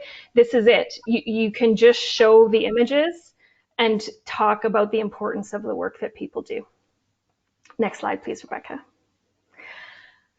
I keep showing you faces and names. I would like you to, if you need to, go to our association website, and we've got videos of various engineers speaking about why they love engineering and what they do, and we've got some who have answered questions, interviews, a day in the life. So what they do, and we really got them after a couple of iterations and edits to go from the very technical side of what they do to the importance of what they do and why it's rewarding for them. So you can also take students to those sites.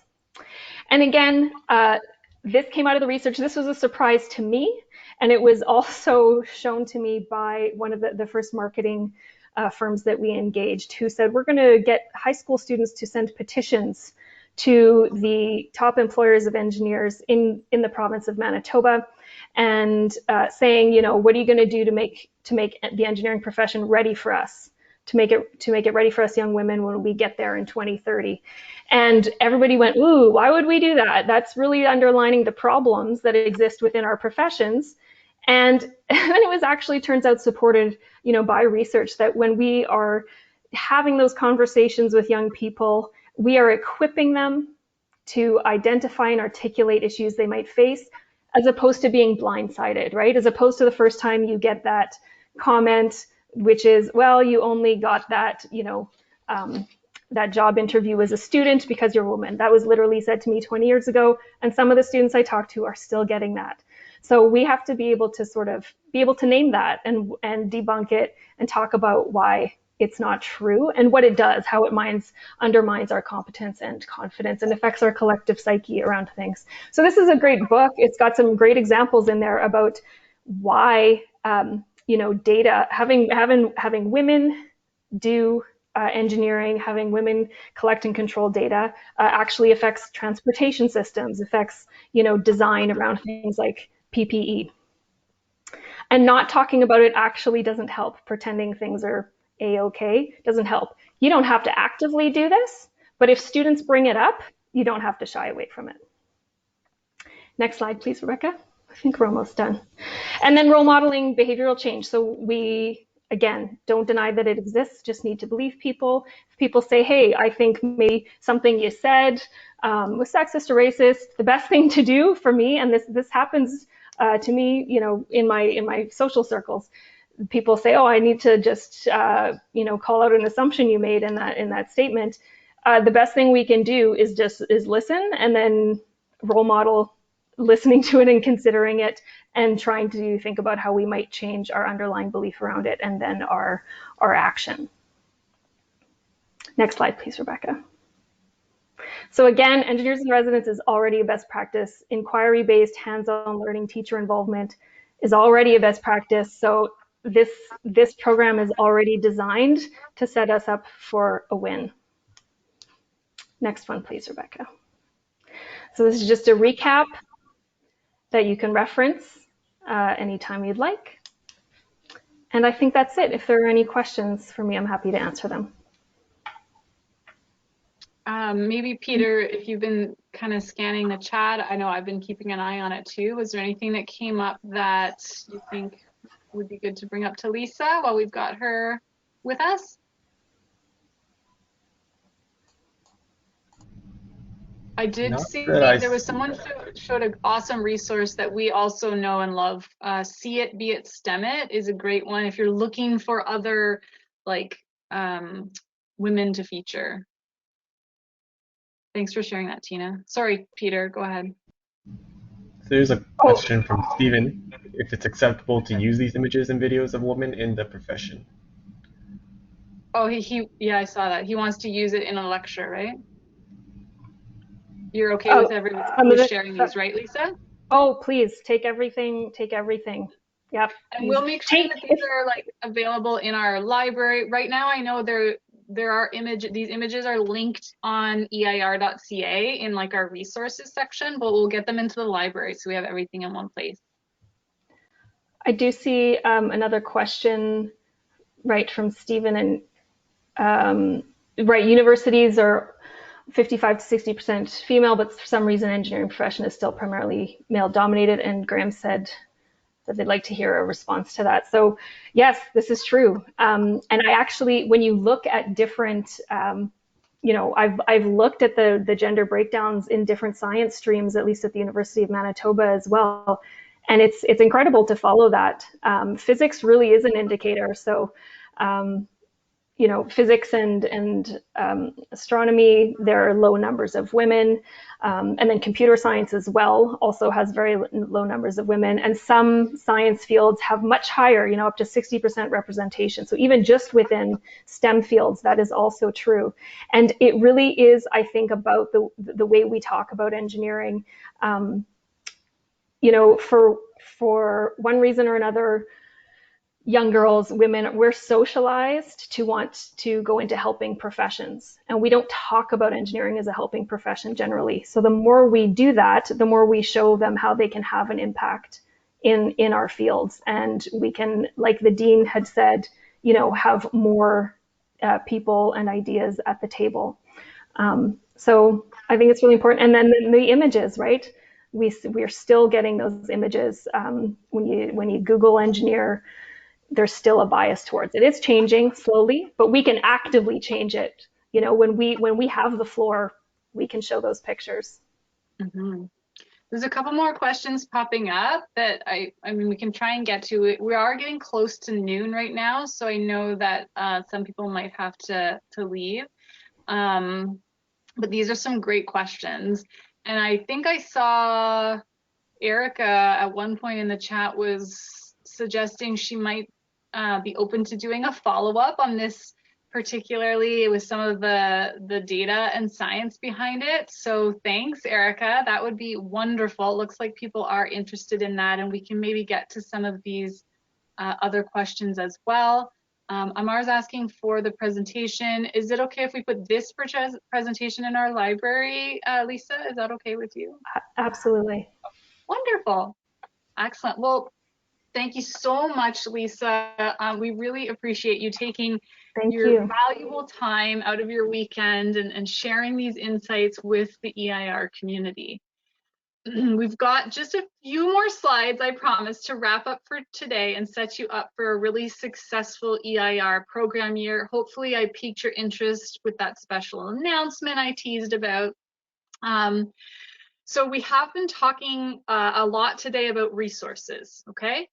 But I want to make sure you're aware that there are also some financial resources that you have available to you. EIRs, I know most of you have done this already, but you will need to get your police vulnerable sector check done.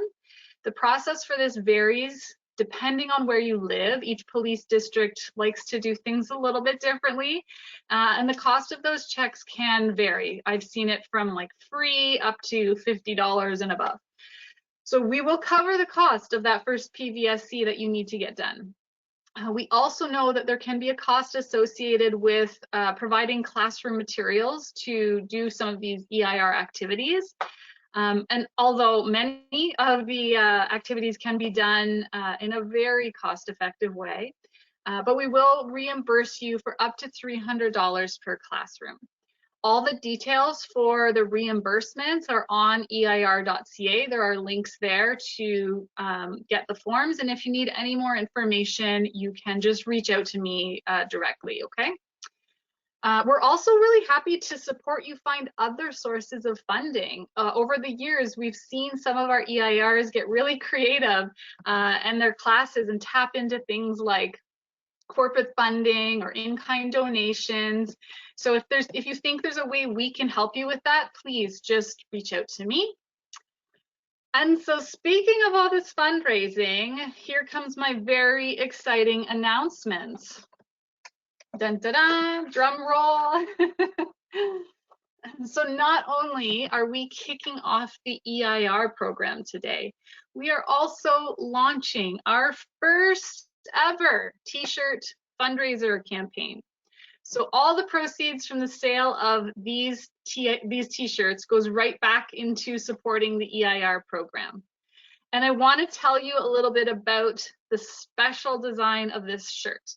So this t-shirt was designed by a University of Waterloo mechanical engineering student and illustrator, Nathan Tang. Some of you may remember Nathan because he was an intern with us this past summer. His design symbolizes the way engineers are looking after the world, helping communities globally and shaping solutions to solve global challenges. So I personally just really love the story that this t-shirt tells about engineering. To purchase this shirt, you just visit bonfire.com/EIR. Here's the URL. And what else can I say? Oh, there's various t-shirt color options and sizing options available when you go to that little store, I guess. And if there's something you're not sure about, please feel free to just send me a message. And if you do end up getting a shirt, please take a picture in it. I would love to see pictures of our EIR community wearing their shirts. Okay, all right. Now the fun begins, everyone. Time to get started. Hopefully you're all fired up, ready to go. And here's a few easy things you can do right now to get going. Get a meeting with your teacher or your EIR. If you haven't done that already, get one on the calendar. And if you have done that, if you've already met, then get your first class visit booked in on your calendar. Connect with us online. I know lots of you have already done that through Discord. So we have that Discord channel, but as we mentioned, we're on all the regular social media platforms too. YouTube, LinkedIn, Facebook, Twitter, everything. We're at EIR program or at Eng of Tom. Just search us up. And again, if you're having trouble finding us, just reach out. And that connection part's really important. We want you to connect with that online community. You're not alone in this. You can reach out, say hi, ask for help, and most importantly, share some wins when you get out there and into the classrooms. And hey, if both EIR partners are here today on this call, why not jump on a quick call when we're done and say hello to each other? If this is your first year being matched and you're just looking for maybe some help, some guidance on getting that conversation started, then here you go. Here's some suggestions. Talk about what are the schools and teachers' needs and goals. When are you going to meet to review your goals? Where could an engineering perspective enhance the curriculum? What about your EIR? What are they interested in doing and maybe uniquely qualified to provide? How can your EIR inspire the students? What are important messages for that particular age group of students? What existing activities are there that could work for your goals? And most importantly, when are you meeting again next? Excellent. So that's a wrap, everyone. I know we went a few minutes over. Apologies for that, but so much great engagement. Thank you again for everyone for joining us today and giving up your valuable time this weekend. Special thanks to Spencer for introducing us to his Saplings project and to Lisa for sharing her EDI insights with us. And thanks to Peter and Thomas for helping me out with today's events, and Erica for letting me put her on the spot. So I'll be sticking around for any other questions you might have. And everyone, please take care and enjoy the rest of your weekend.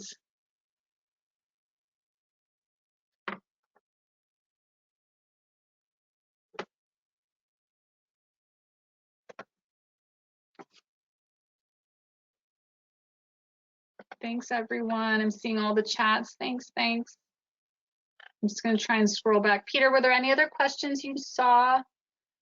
The site for the shirts, Chankies, is bonfire.com/EIR. Oh, Bill put it in a link in there. Thank you, Bill. There's one asking about police checks for virtual. Do they still need a police check if they're doing a virtual class? Right. So my short answer is yes, but we always tell you to default to the teacher. So you may want to reach out to your teacher in that case just to double check. But the answer is that the answer we usually get back is yes. So I would suggest you proceed with it. But in the meantime, maybe while you're waiting, you can check in with your teacher. Each school board we find has slightly different policies as well. Each police district does, each school board does, so best to default to them.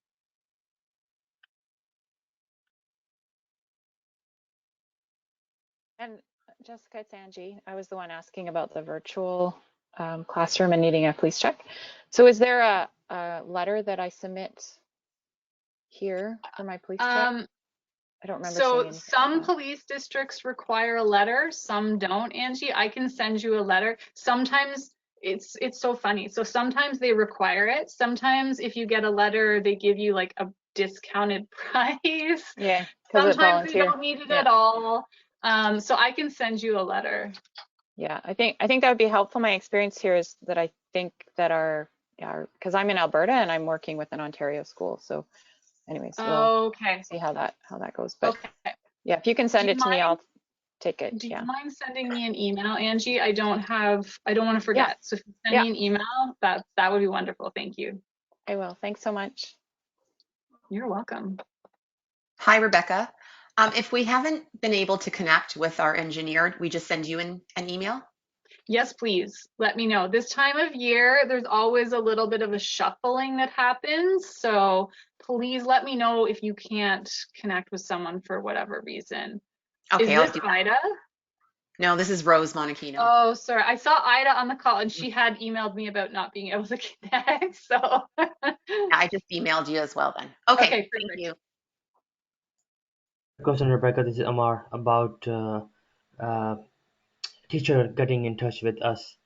I will also email you. I have not heard about any teacher or any other communication from school yet. Okay. So I'll email please you. send me an email so that I can dig into it a little more. Okay. So just out of curiosity, we have already been matched, right? Everything has been done.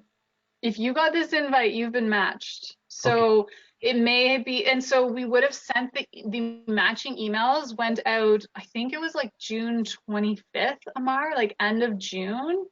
And then there was a little bit of matching that happened over the summer for a few folks. But maybe, you never know. Sometimes emails get sent, like they end up in your spam or your junk folder. So I can look back and get you all set up there. Thank you very much, Rebecca.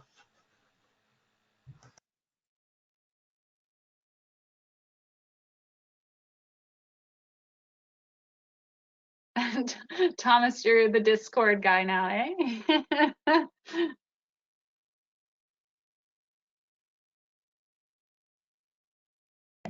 I suppose there's worse things to be known as, so I'll take it.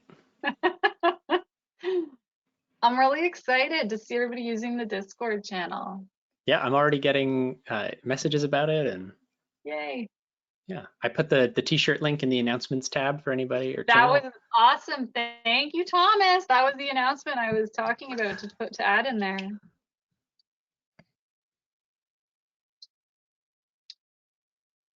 Discord is addictive, Lisa. Yes, I know. It's like something new that I'm learning too, and I always like to dive into stuff too. Yeah, maybe we could explore EIRs live streaming their classroom sessions to other EIRs, and then other EIRs could like watch and learn in real time. We'll have to figure that out if there's like some some privacy stuff. I don't know, but maybe. We did have some times last year when, especially the later in the year when most people were online, and some school boards were doing.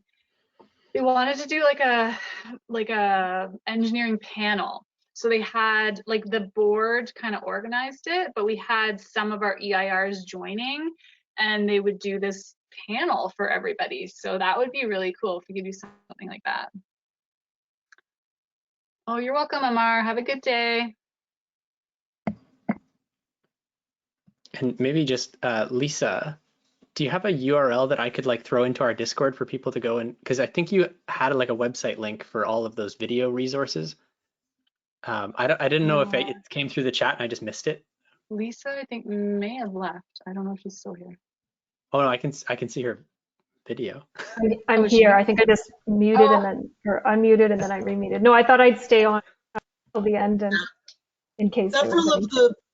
Several of the profiles are already in the library. My mistake there, I saw the title of what you had sent me. I just sent you an email late last week saying it was up. I saw what is engineering, so I put that as the title, not really thinking it through. The title is now something about engineering profiles diversity. And well, I'll fix careful, the abstract Sandy. on There's that. 2 different presentations, Sandy. Yeah, so, but there's a lot of overlap. Yeah. The profiles that were in the one that's already up are incredibly diverse. So yeah. So it's a start. But yeah, what we had today was a different set of slides. Yeah. Yes, so today was the sort of the talking about the interventions to the presenters and the teachers. And then the one that I had sent to you that I think is already in the library is what they can use for the students. Okay. So that's a tool for them. And then this one is the sort of like the recommendations and then there's a long list of slides with, you know, the references that they can read up on if they want to. Yeah, I'll send you that one, Sandy, like the full PowerPoint. So, and I apologize, Lisa, some of the formatting got a little wonky because I had this presentation done in Canva, and so I like imported it in, but doesn't matter. No problem at all. Erica, so I liked your suggestion to do a follow-up. Like maybe we can do that as one of our first monthly workshop things in October. Would that be cool? I can't hear you. You're not muted though. Do you have your headphones plugged in or something?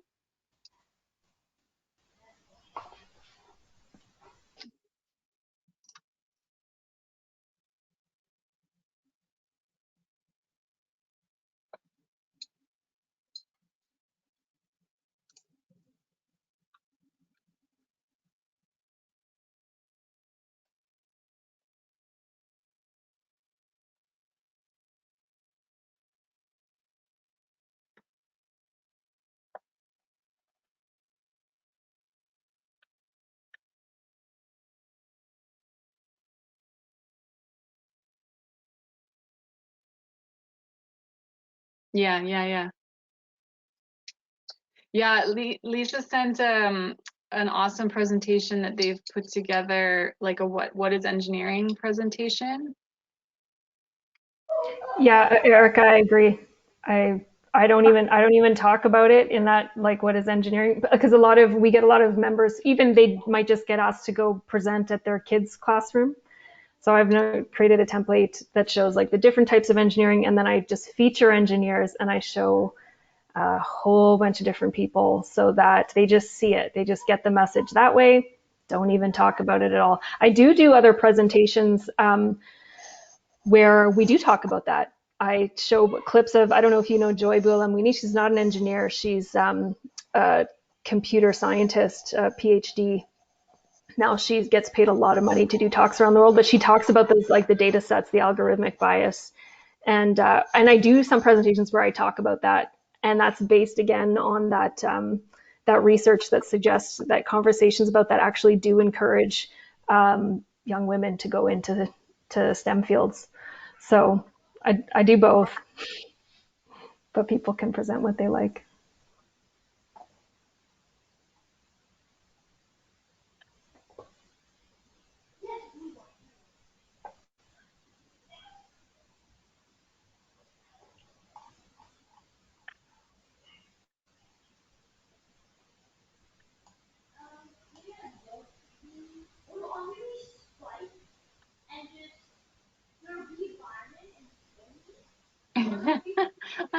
I wonder.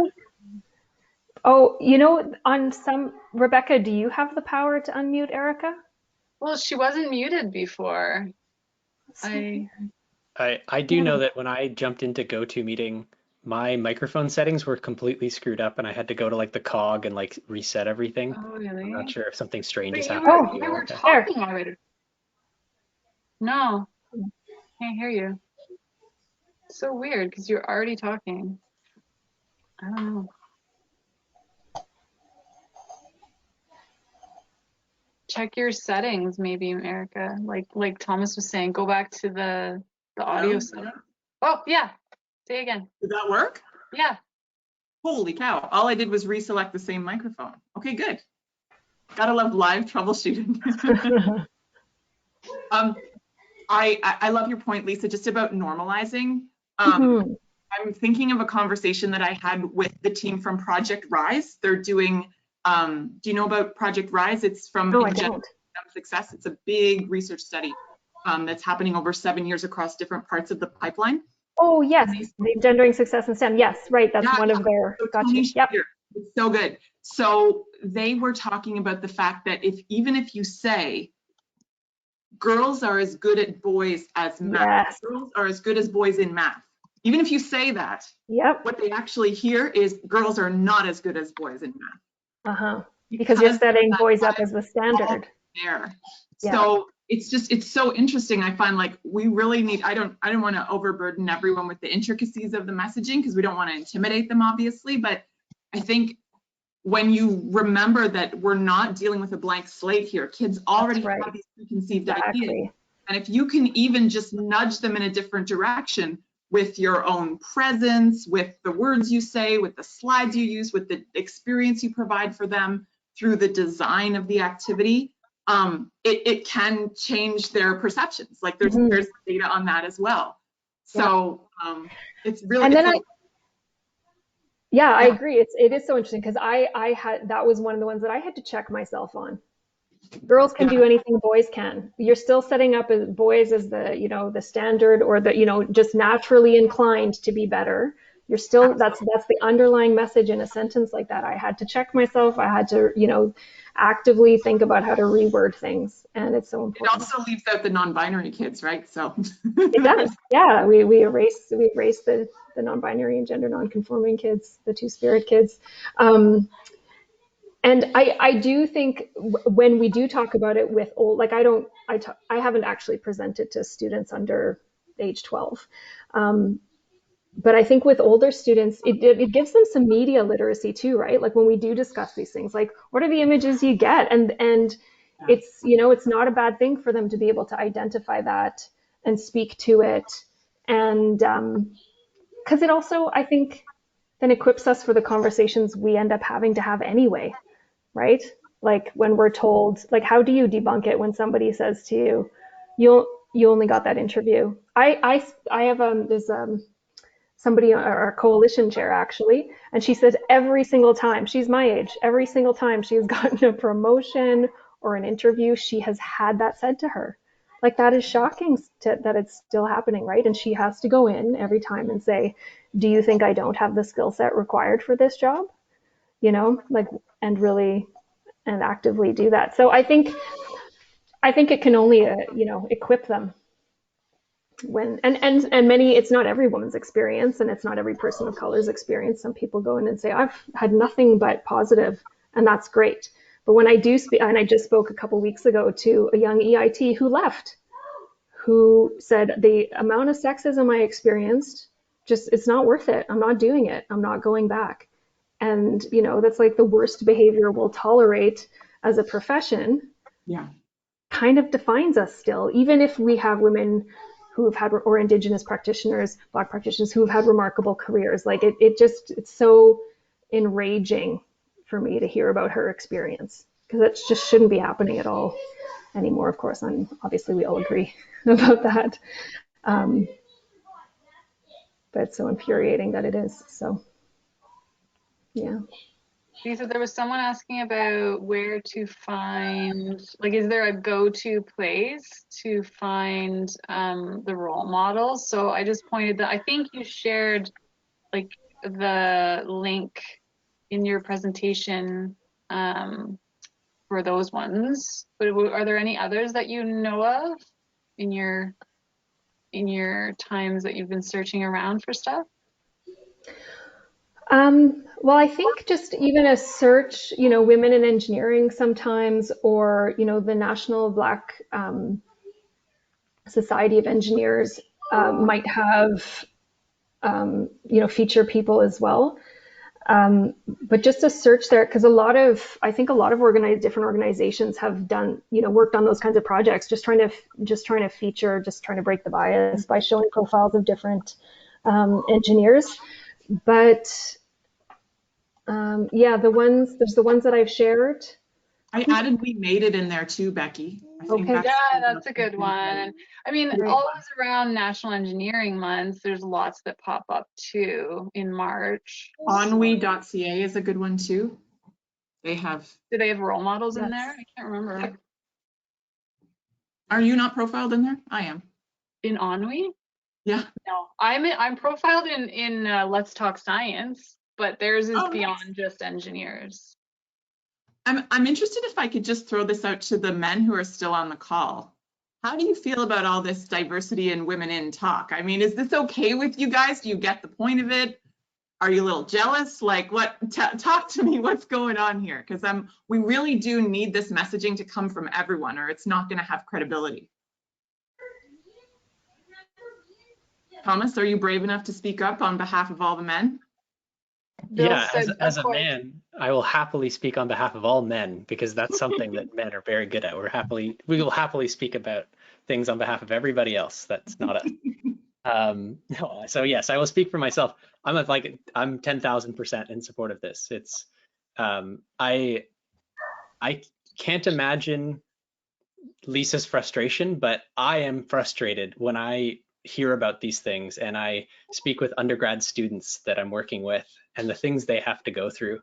And I hear about like the leaky pipeline, and we're jamming all of these girls into engineering, and we're encouraging them to go into a thing that they're almost, I don't want to say doomed in, but like we're not setting them up for success, and we're pushing them into this system that's just going to be horrible for them. And we have to fix it at all points of this pipe. Like any good engineer, we don't want leaks anywhere. And I just think that this is what we can do for this age group, and we can try to bust some of these ridiculous biases that exist in previous generations and have kind of persisted through our culture. And I still have colleagues that are my age who say things like, oh, I went up for a job, but I didn't get it, but she got it. And well, I mean, it's because she's there. It's because she's a woman. And like, these are 30-year-olds. And I'm like, are you kidding me? We're still saying that to each other. And then of course, that says more about the sore loser looking for excuses. It does, but that person thought that it was totally okay to say it to a group of men. So therefore they thought that they were in like a comfortable space where we can all be like, yeah, right. She doesn't also have a PhD in that field, so it's tough. I'm glad we're doing this, and we need to keep doing this. And I think part of this for the men that are here is pushing other men that this is what's needed. And to like Dean DeLuzio, he's my dean. I'm so happy to be at Queen's because he's, a really good voice. And yeah, absolutely. I think what it comes back to, and thank you, Thomas, for being brave enough. I joke because I get asked to speak on behalf of all women all the time as an engineer. I think what it comes back to is just kind of the bigger picture that there is enough for everyone. I mean, even if you lose out on one job or, a certain opportunity here or there, that's coming from a scarcity mindset, right? That there's a fixed number of jobs and there's a fixed amount of opportunity within engineering. And we know that's just not true. I mean, the more we create, the more innovative we get, the better our solutions are, the more there's going to be for everybody. We're not splitting up the same pie. We're baking all these new pies, and we've got different flavors, and we've got different places to sell the pie. Like it really does. And there's lots of different articles that are showing this now with talent pipeline shortages and the innovation gap and all that good stuff, it really is better for everyone. Even if we have to give up a little bit of our dominance in the short term, you know, like maybe men do miss being able to say whatever the heck they want. And they you know, I get that. That's got to be a little inconvenient. I think though, in the long term, there's something much greater that we're all working toward. We all get to be part of. Thank you for Eric has the best analogies. I like the pie analogy. Thank you. That's from one of the Winset courses, actually. I can't totally take credit for that. And I think it really has to be tied into, you know, a skill set. Like there's an expectation. We have a code of ethics, right?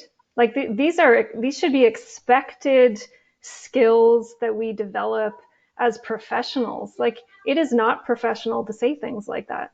It's not okay. And it's, you know, we do have standards, and we should have, you know, more standards on this front. It's not okay anymore, and I think it never was. And I think, you know, that might be something, you know, a long-term goal is just making, you know, what are our entry. I think I saw a question in the chat that I wasn't able to get to, but medicine also, you know, it's a different setup. There's different challenges, but it is a second degree, and there are interviews, right? There are entry interviews, so they are also screening people for their understandings. And I mean, it's not perfect yet, and we hear that a lot from Indigenous leaders in medicine here, especially, that it's not perfect yet, and there's still a lot of racism built into the process.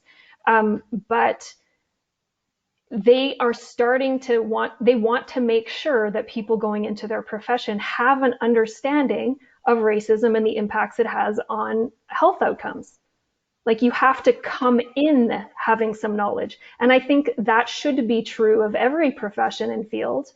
Like that we should have to eventually come into engineering. If you don't have a basic understanding of colonization and resource extraction in this country, maybe civil engineering, you know, maybe you're not in the right profession. Maybe you don't have the skill set and the knowledge that you actually require to ethically practice engineering. And so I think we have to think of it that way too, right? Like this is a skill set and a standard. And so we get to brag as engineers about having to take 40 credit hours. When people say it's too complicated, it's too much, like, no, it's not. Did you have any idea what matrices were before you went in? You didn't. We learned it. And you can learn this too. And we're capable of learning a lot of things and challenging ourselves. So this is about political will, right? Yeah.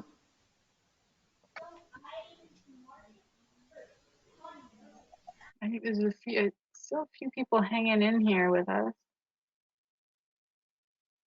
Any other questions from the group? Erica, have you met Sana? Sana's the chair in Ottawa, PEO chair in Ottawa. Looks like she's still here, but I don't know if some people maybe just didn't fully log off.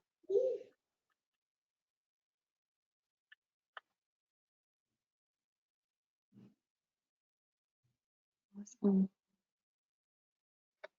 Okay, well, seems like a good place to kind of call it. Oh, Sana's there. Sana, meet Erica. I thought the two of you probably would connect super well, I'm sure. Lots to chat about.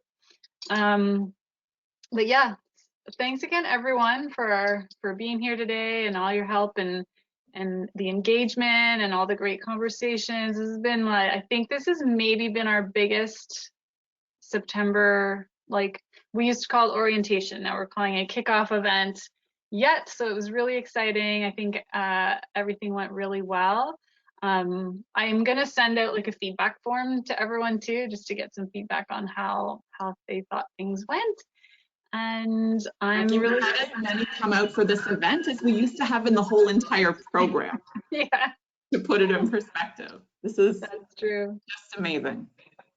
That is true. And I was remembering the days, every time we do the orientation now, Erica, I remember the days when we used to do it in person at U of T.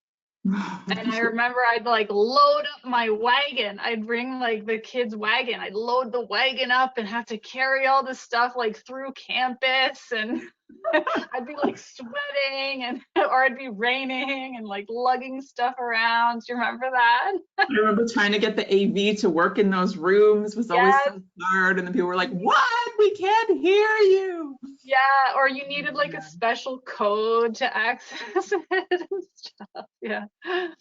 Yeah, we've come a long way for sure. We really have. I just want to say, when I woke up this morning, my reaction was, okay, 3 hours. Okay, can I knit unobtrusively? What am I, 3-hour kickoff meeting. And I was listening and I missed a lot, but I've got 3 pages of notes. Wow. Yeah, you were like doing all kinds of commenting too. Thanks so much, Sandy. Yeah, so and Lisa, you and I need to connect because looking at all your content, I'm overwhelmed. So we need to get it into a shape that will work.